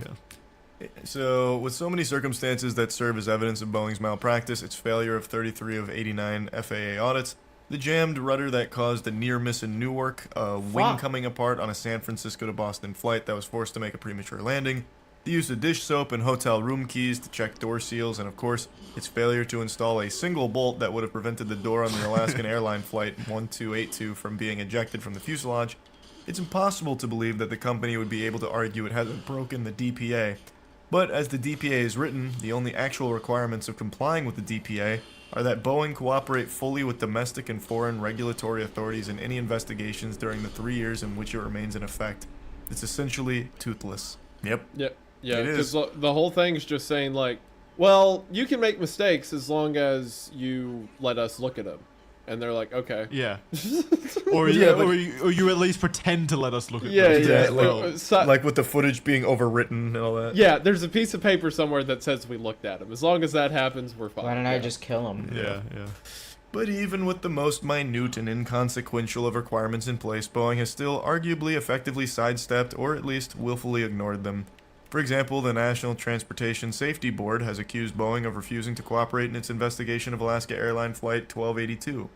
Boeing maintains that it has cooperated fully and transparently, but that it is unable to provide documents that the agency is seeking because it doesn't possess the documents and, indeed, no longer documents the repairs and procedures the agency is asking for documentation of, in reference to the installation and maintenance of the door. Can I not go in here yet? This is further evidenced and Guess backed not. up by John Barnett's Oh, no. previous claims that Boeing has an internal culture that will aim to avoid any written record of faults and mistakes at any cost, It's the only choosing gate to get in lose here, I think. documentation at any chance if it means they won't be held culpable with evidence pertaining to their increasingly lax quality control and maintenance standard.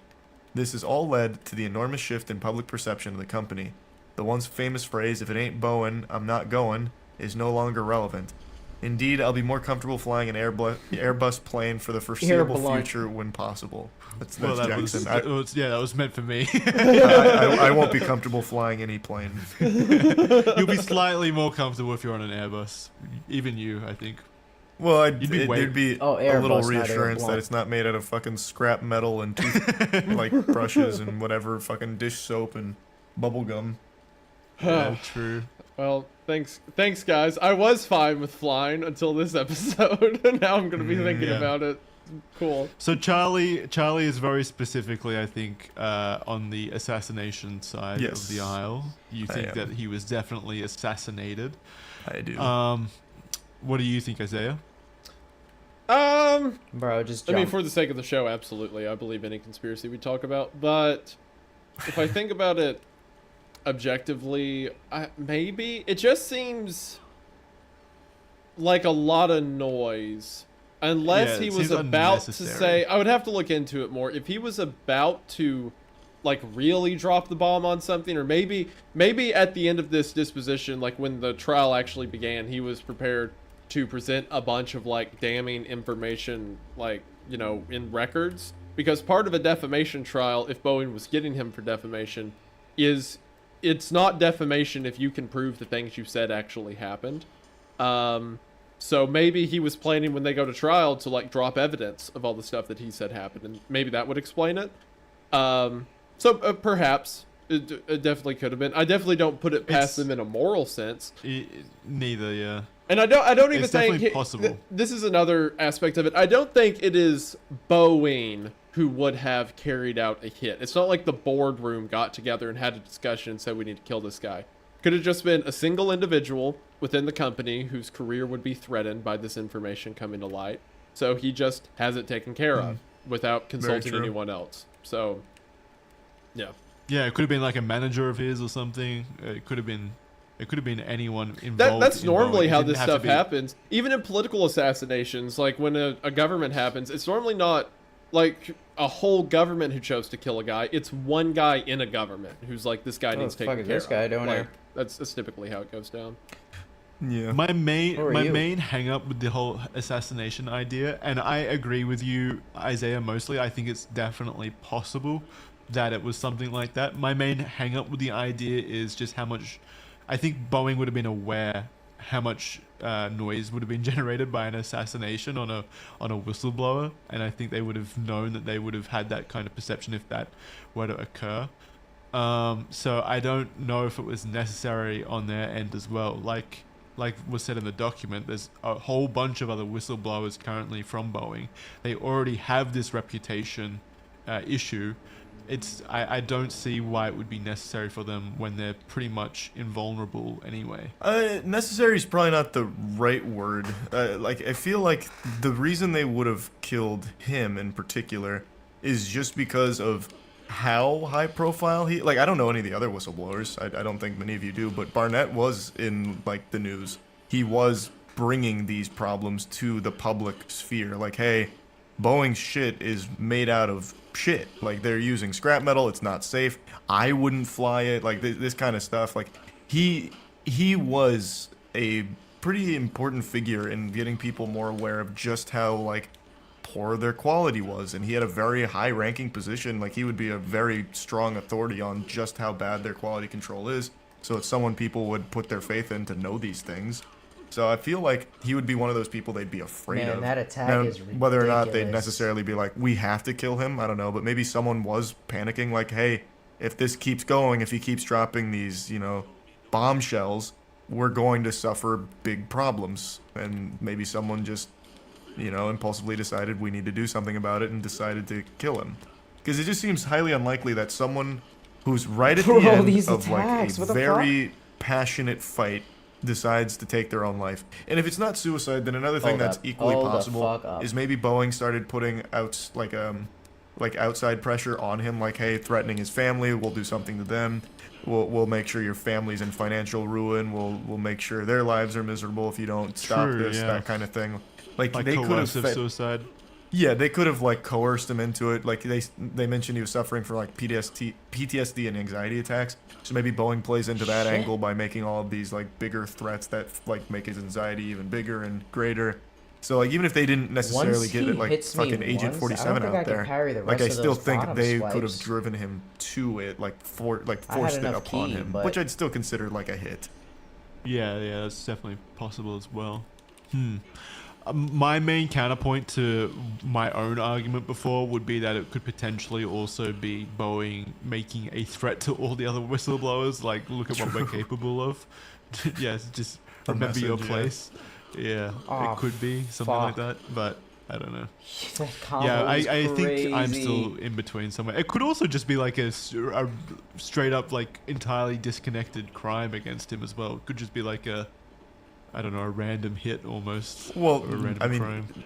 It wouldn't be a random hit and then taking the time to write the note like that. It was clearly planned. It wasn't like he just came up and tried to steal his wallet. True.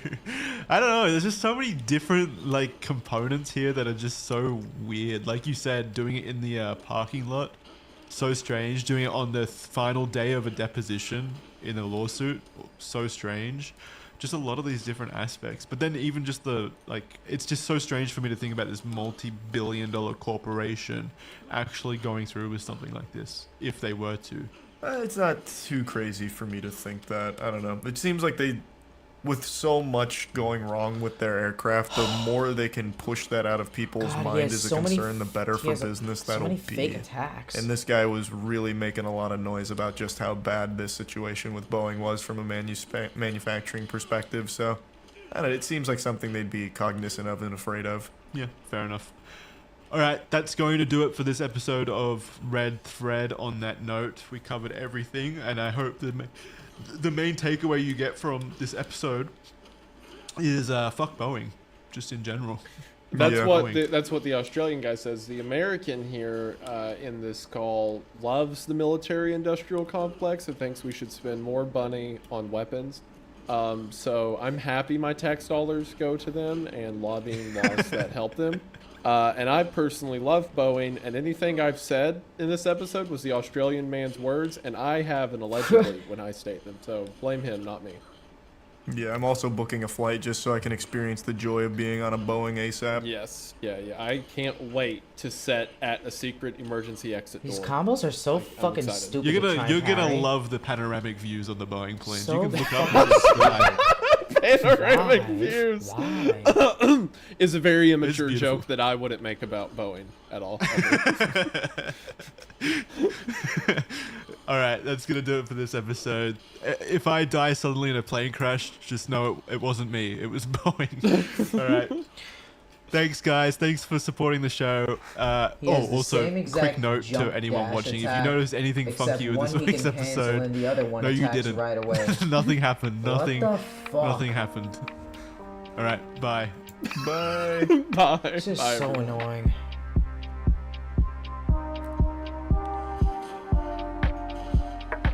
Thanks, bro.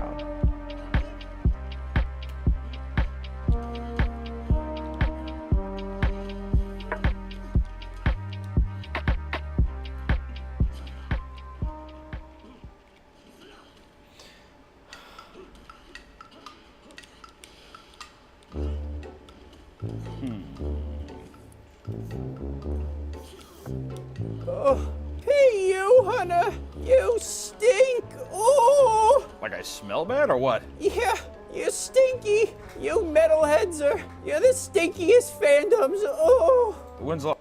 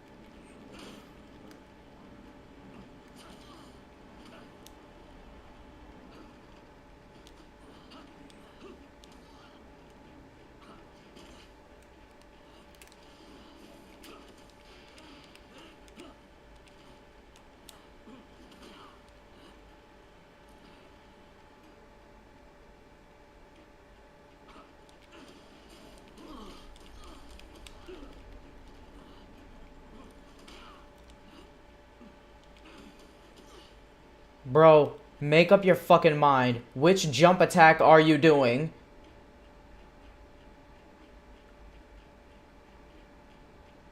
What the fuck is this?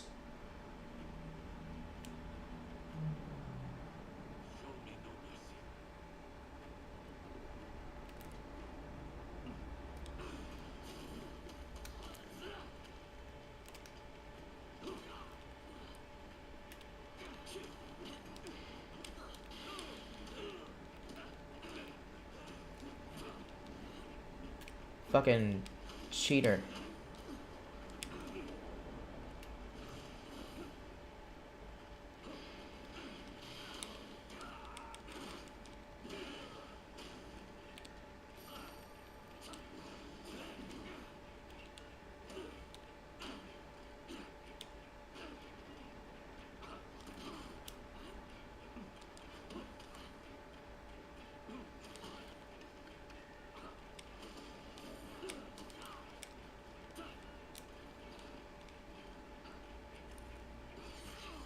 You're throwing shit now. Come on, bro. You already got enough. Fucking massive health bar. Insane combos. Calm the fuck down, bro.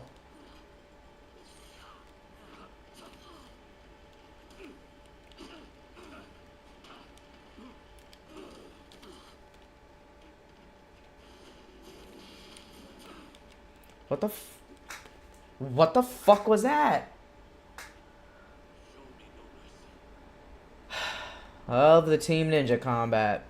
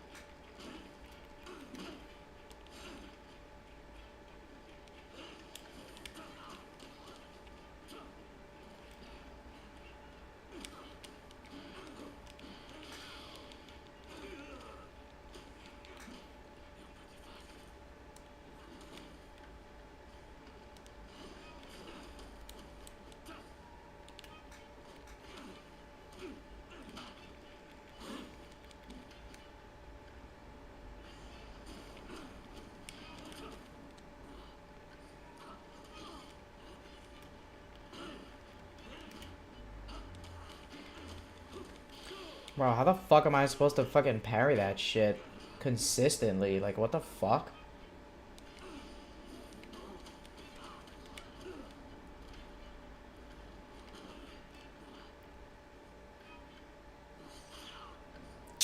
Fucking pussy.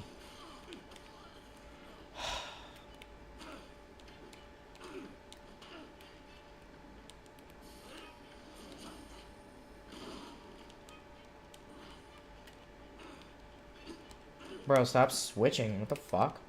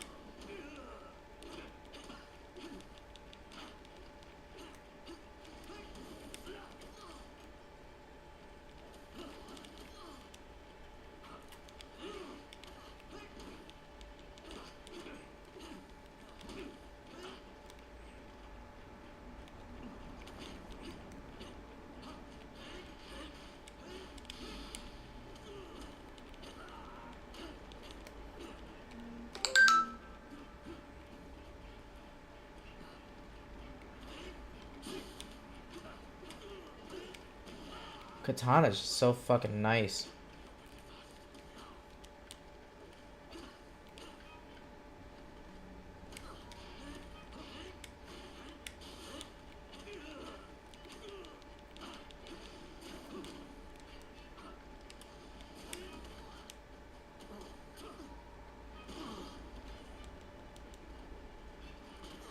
Bro, let me heal. Calm the fuck down. Jesus fucking Christ.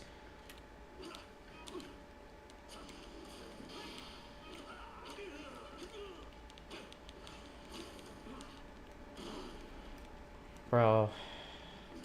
He loves to grab.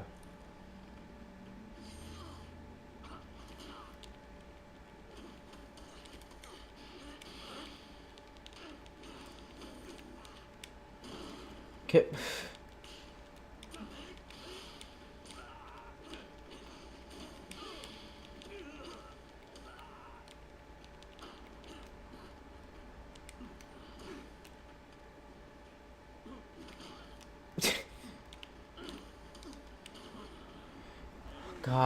a bitch.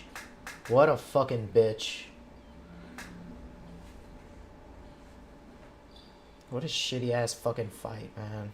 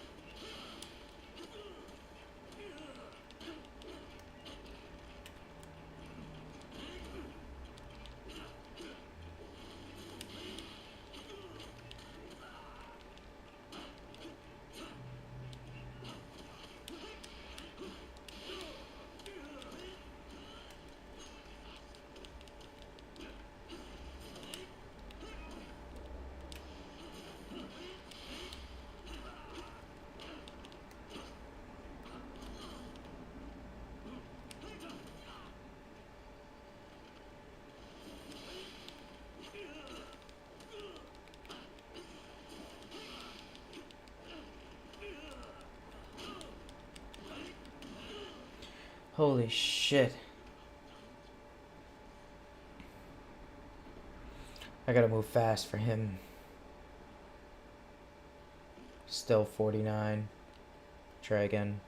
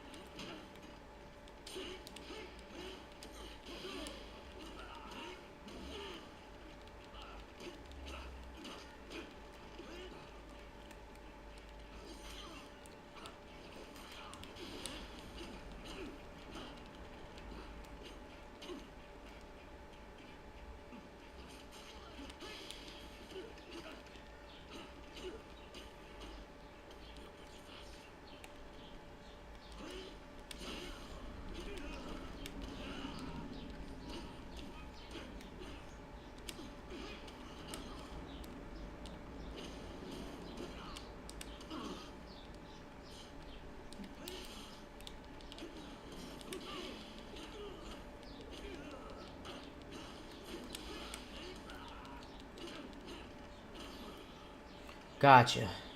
Fucking pussy. Oh, shit. Man. Master. That's what I thought.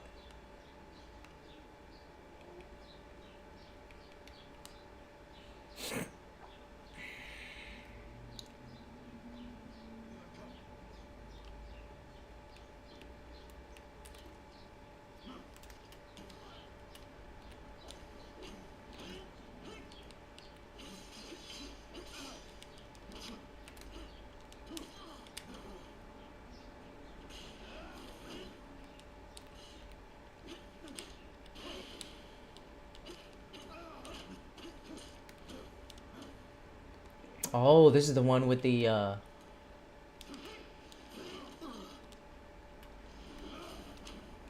Oh, this is the one with the,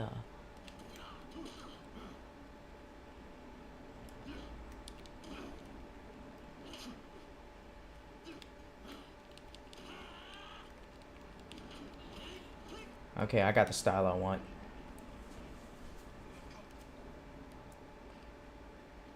Let's go.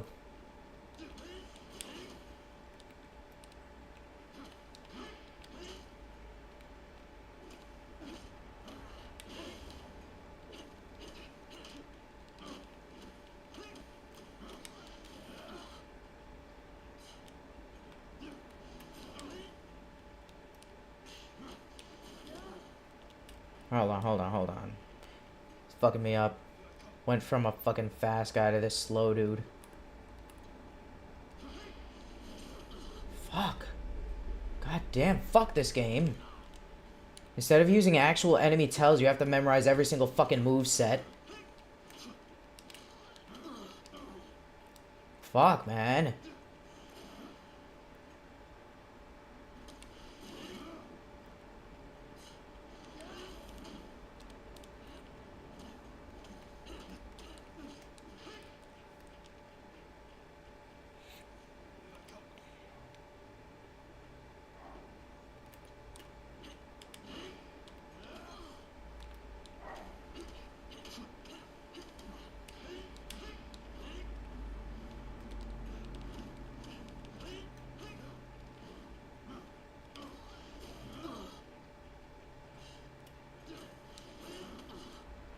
Fuck that attack.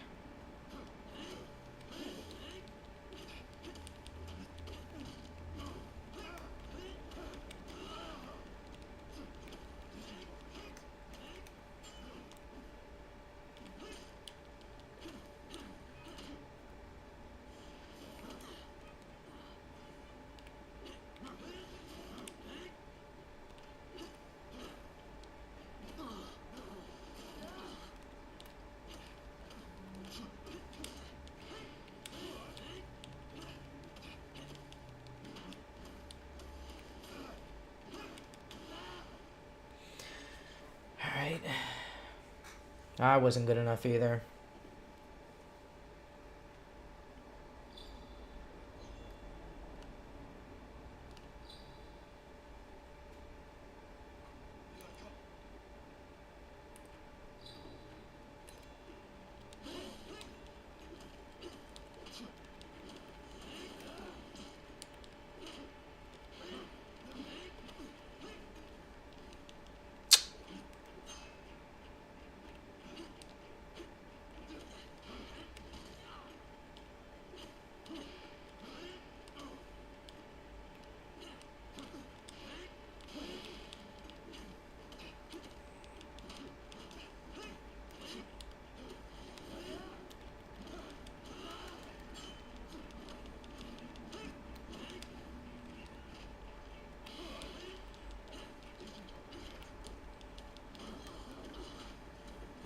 Oh, he fucked me up. Put his hyper armor on. Alright, I got you.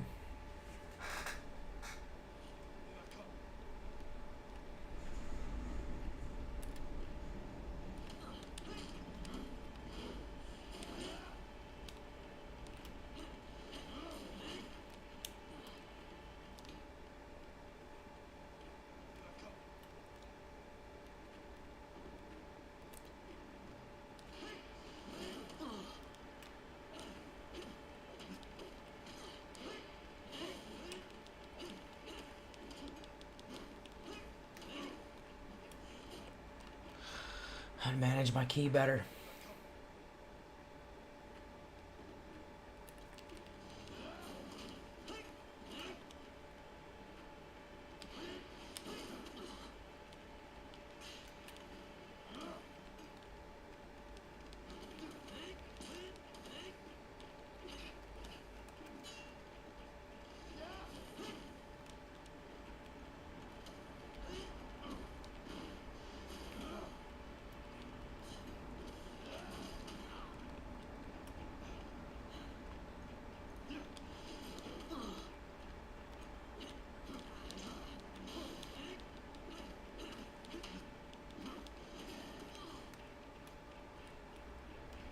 Going terrible.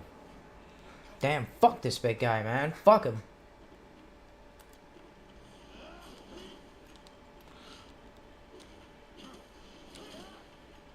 I can't even see his attack. What the fuck, man? That little fucking when he taps me on my head with the butt of his sword. What the fuck is that, man? God damn it. Bro. I parried that.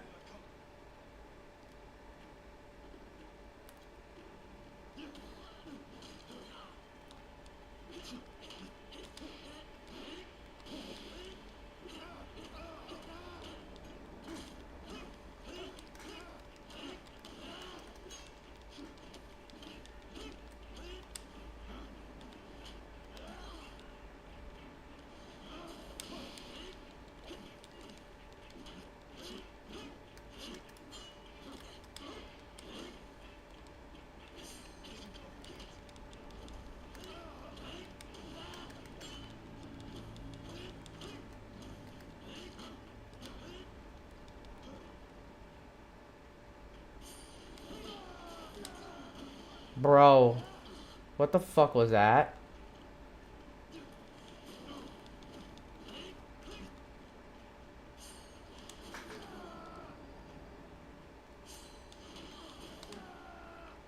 Holy shit.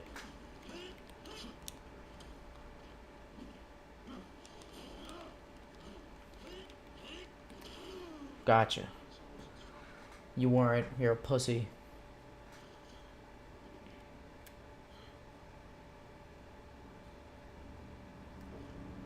I'm the pussy.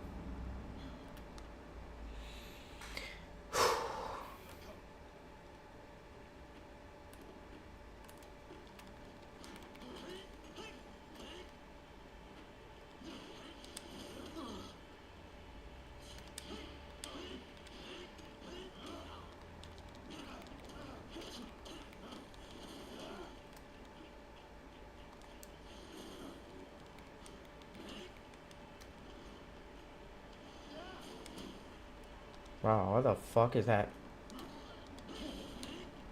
This guy has some really hard parry timing. Oh, I got it.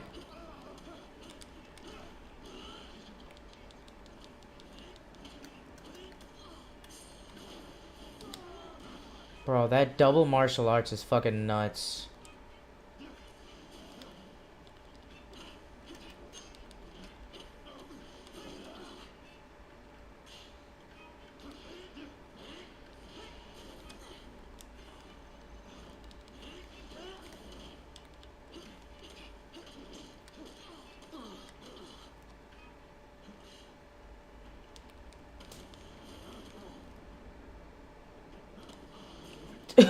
How the fuck do you even tell that attack, man? What, like he fucking raises his right toe 2 centimeters from the floor, twitches his right fingers by half an inch.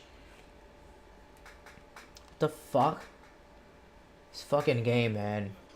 Yeah, here's a bunch of enemies with movesets you have to memorize. We didn't bother telegraphing it properly for a more immersive experience like Ghost of Tsushima.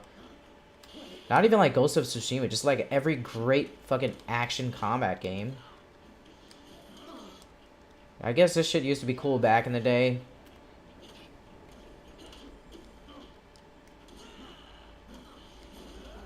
I can't fucking parry. I keep parrying early. Why the fuck do I keep doing that? I'm too fucking used to that fucking ninja guy. God, this fucking game is so stupid. Memorize one guy, then forget him and memorize the next guy. Or you could just memorize every single fucking fighting style in the game.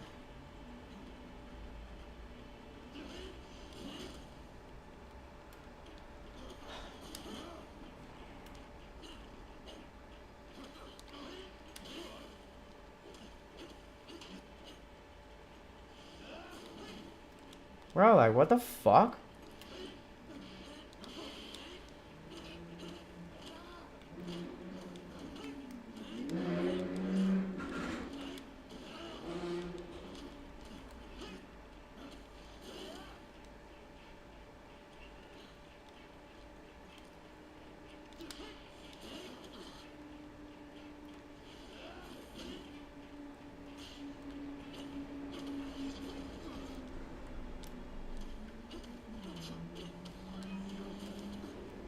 Like, how the fuck am I supposed to see that, especially when I'm doing combos? Am I just supposed to fucking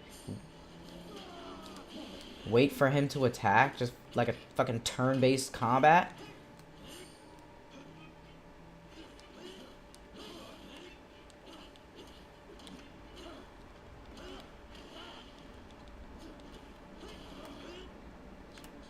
God. I don't know what's wrong with that parry timing, man. I'm just not hitting it. I'm hitting it way too fucking early.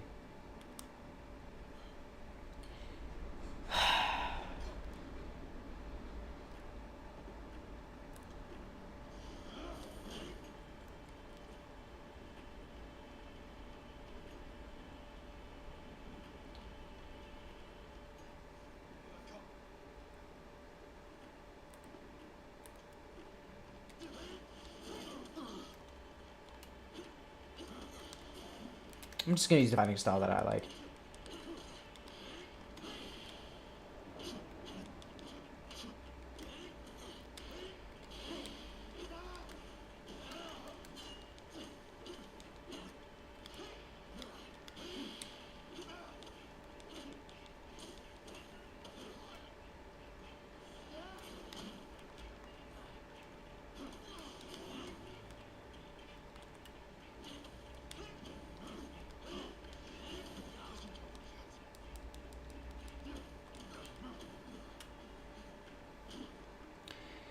Oh god. Even fucking Elden Ring gives you more chances to fucking heal than this fucking game.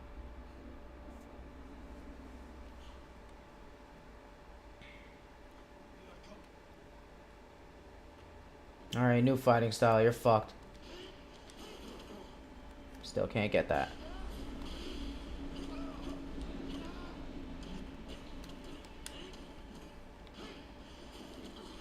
It's too late. I'm either...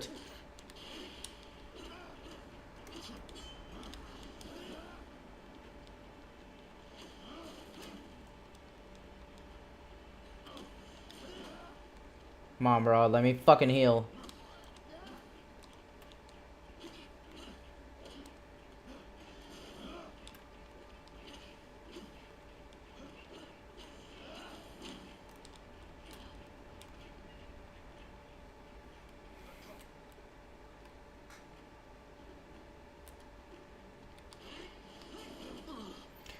Why do I keep doing that? Why? Why? Why? Why do I keep doing that?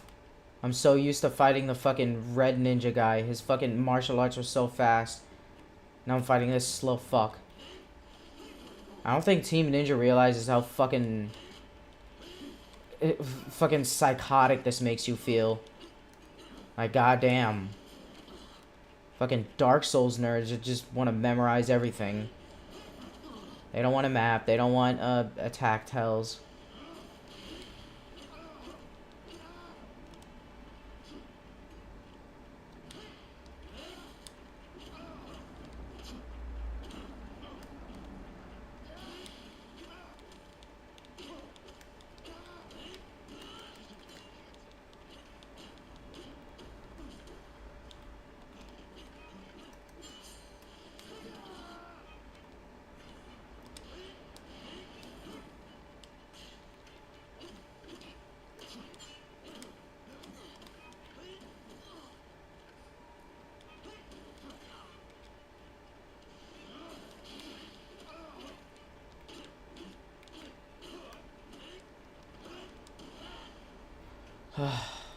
Still not good enough. He hit me way too much.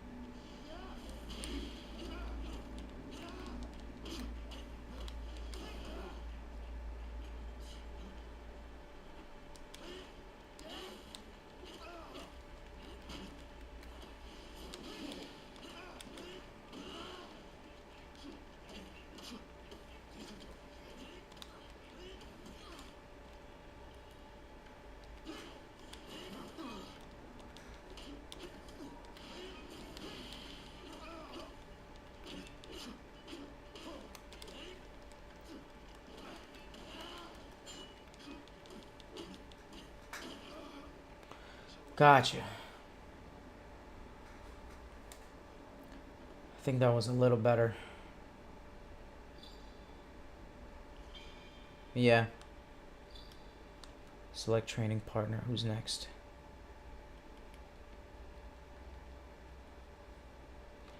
Hirobumi Ito.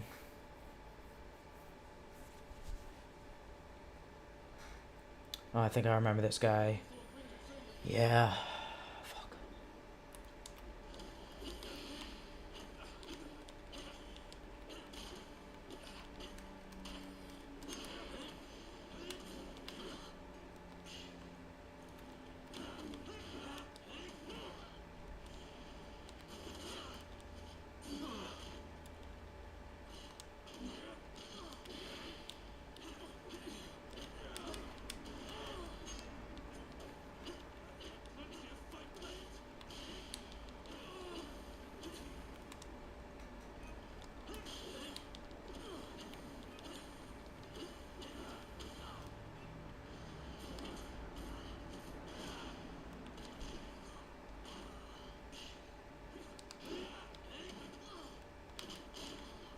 fuck. These goddamn gun combos.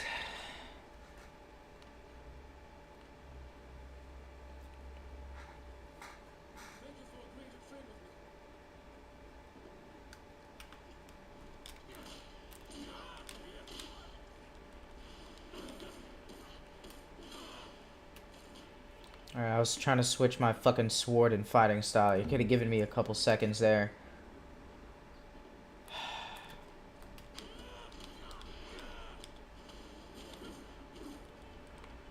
Bro, already grabbing my face. Shut the fuck up. Get your fucking hand off me.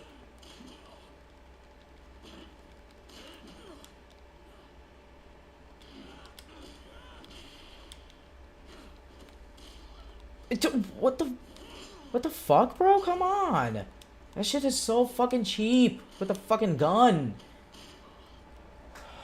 My fucking god. That shit is so trash. So fucking trash. People aren't gonna want to beat this game. Bro, let me choose my fucking sword!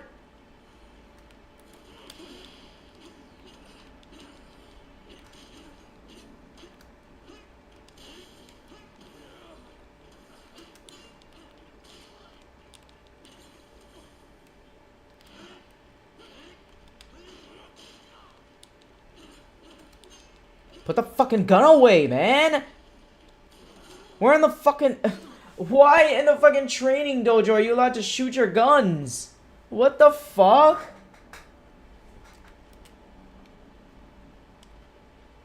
This game is so... This game fucking sucks. This game sucks. I was thinking maybe, you know, IGN's right. What was the tell for the fucking bullet fire? I have to look at his finger with these shitty ass graphics.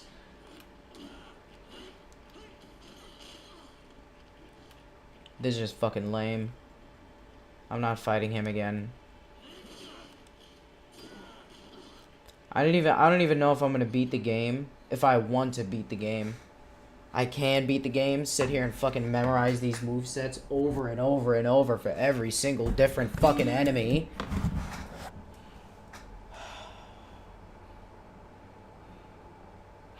I don't think I can finish this game. It's so fucking long, too. It's so long. There's so many enemies, so many movesets. Holy shit.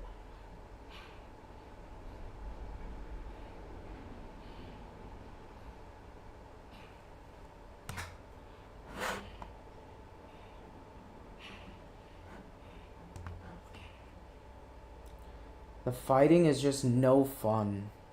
The boss fights are not fun at all. No, there's no fucking practicing. It's called just fucking memorizing. You fucking dumbass. Fuck you. Especially his moveset. He has 2 martial arts jump attacks that look exactly the same. The first part of it, except one of it, he jumps behind you and then attacks you. And the other jump attack, he jumps and immediately attacks you. But they look exactly the same. There's no tell. And you could waste your parry thinking that he's going to jump and immediately attack you. And he still gets to come and attack you from behind. It's so fucking stupid. This is so fucking terrible. How the fuck?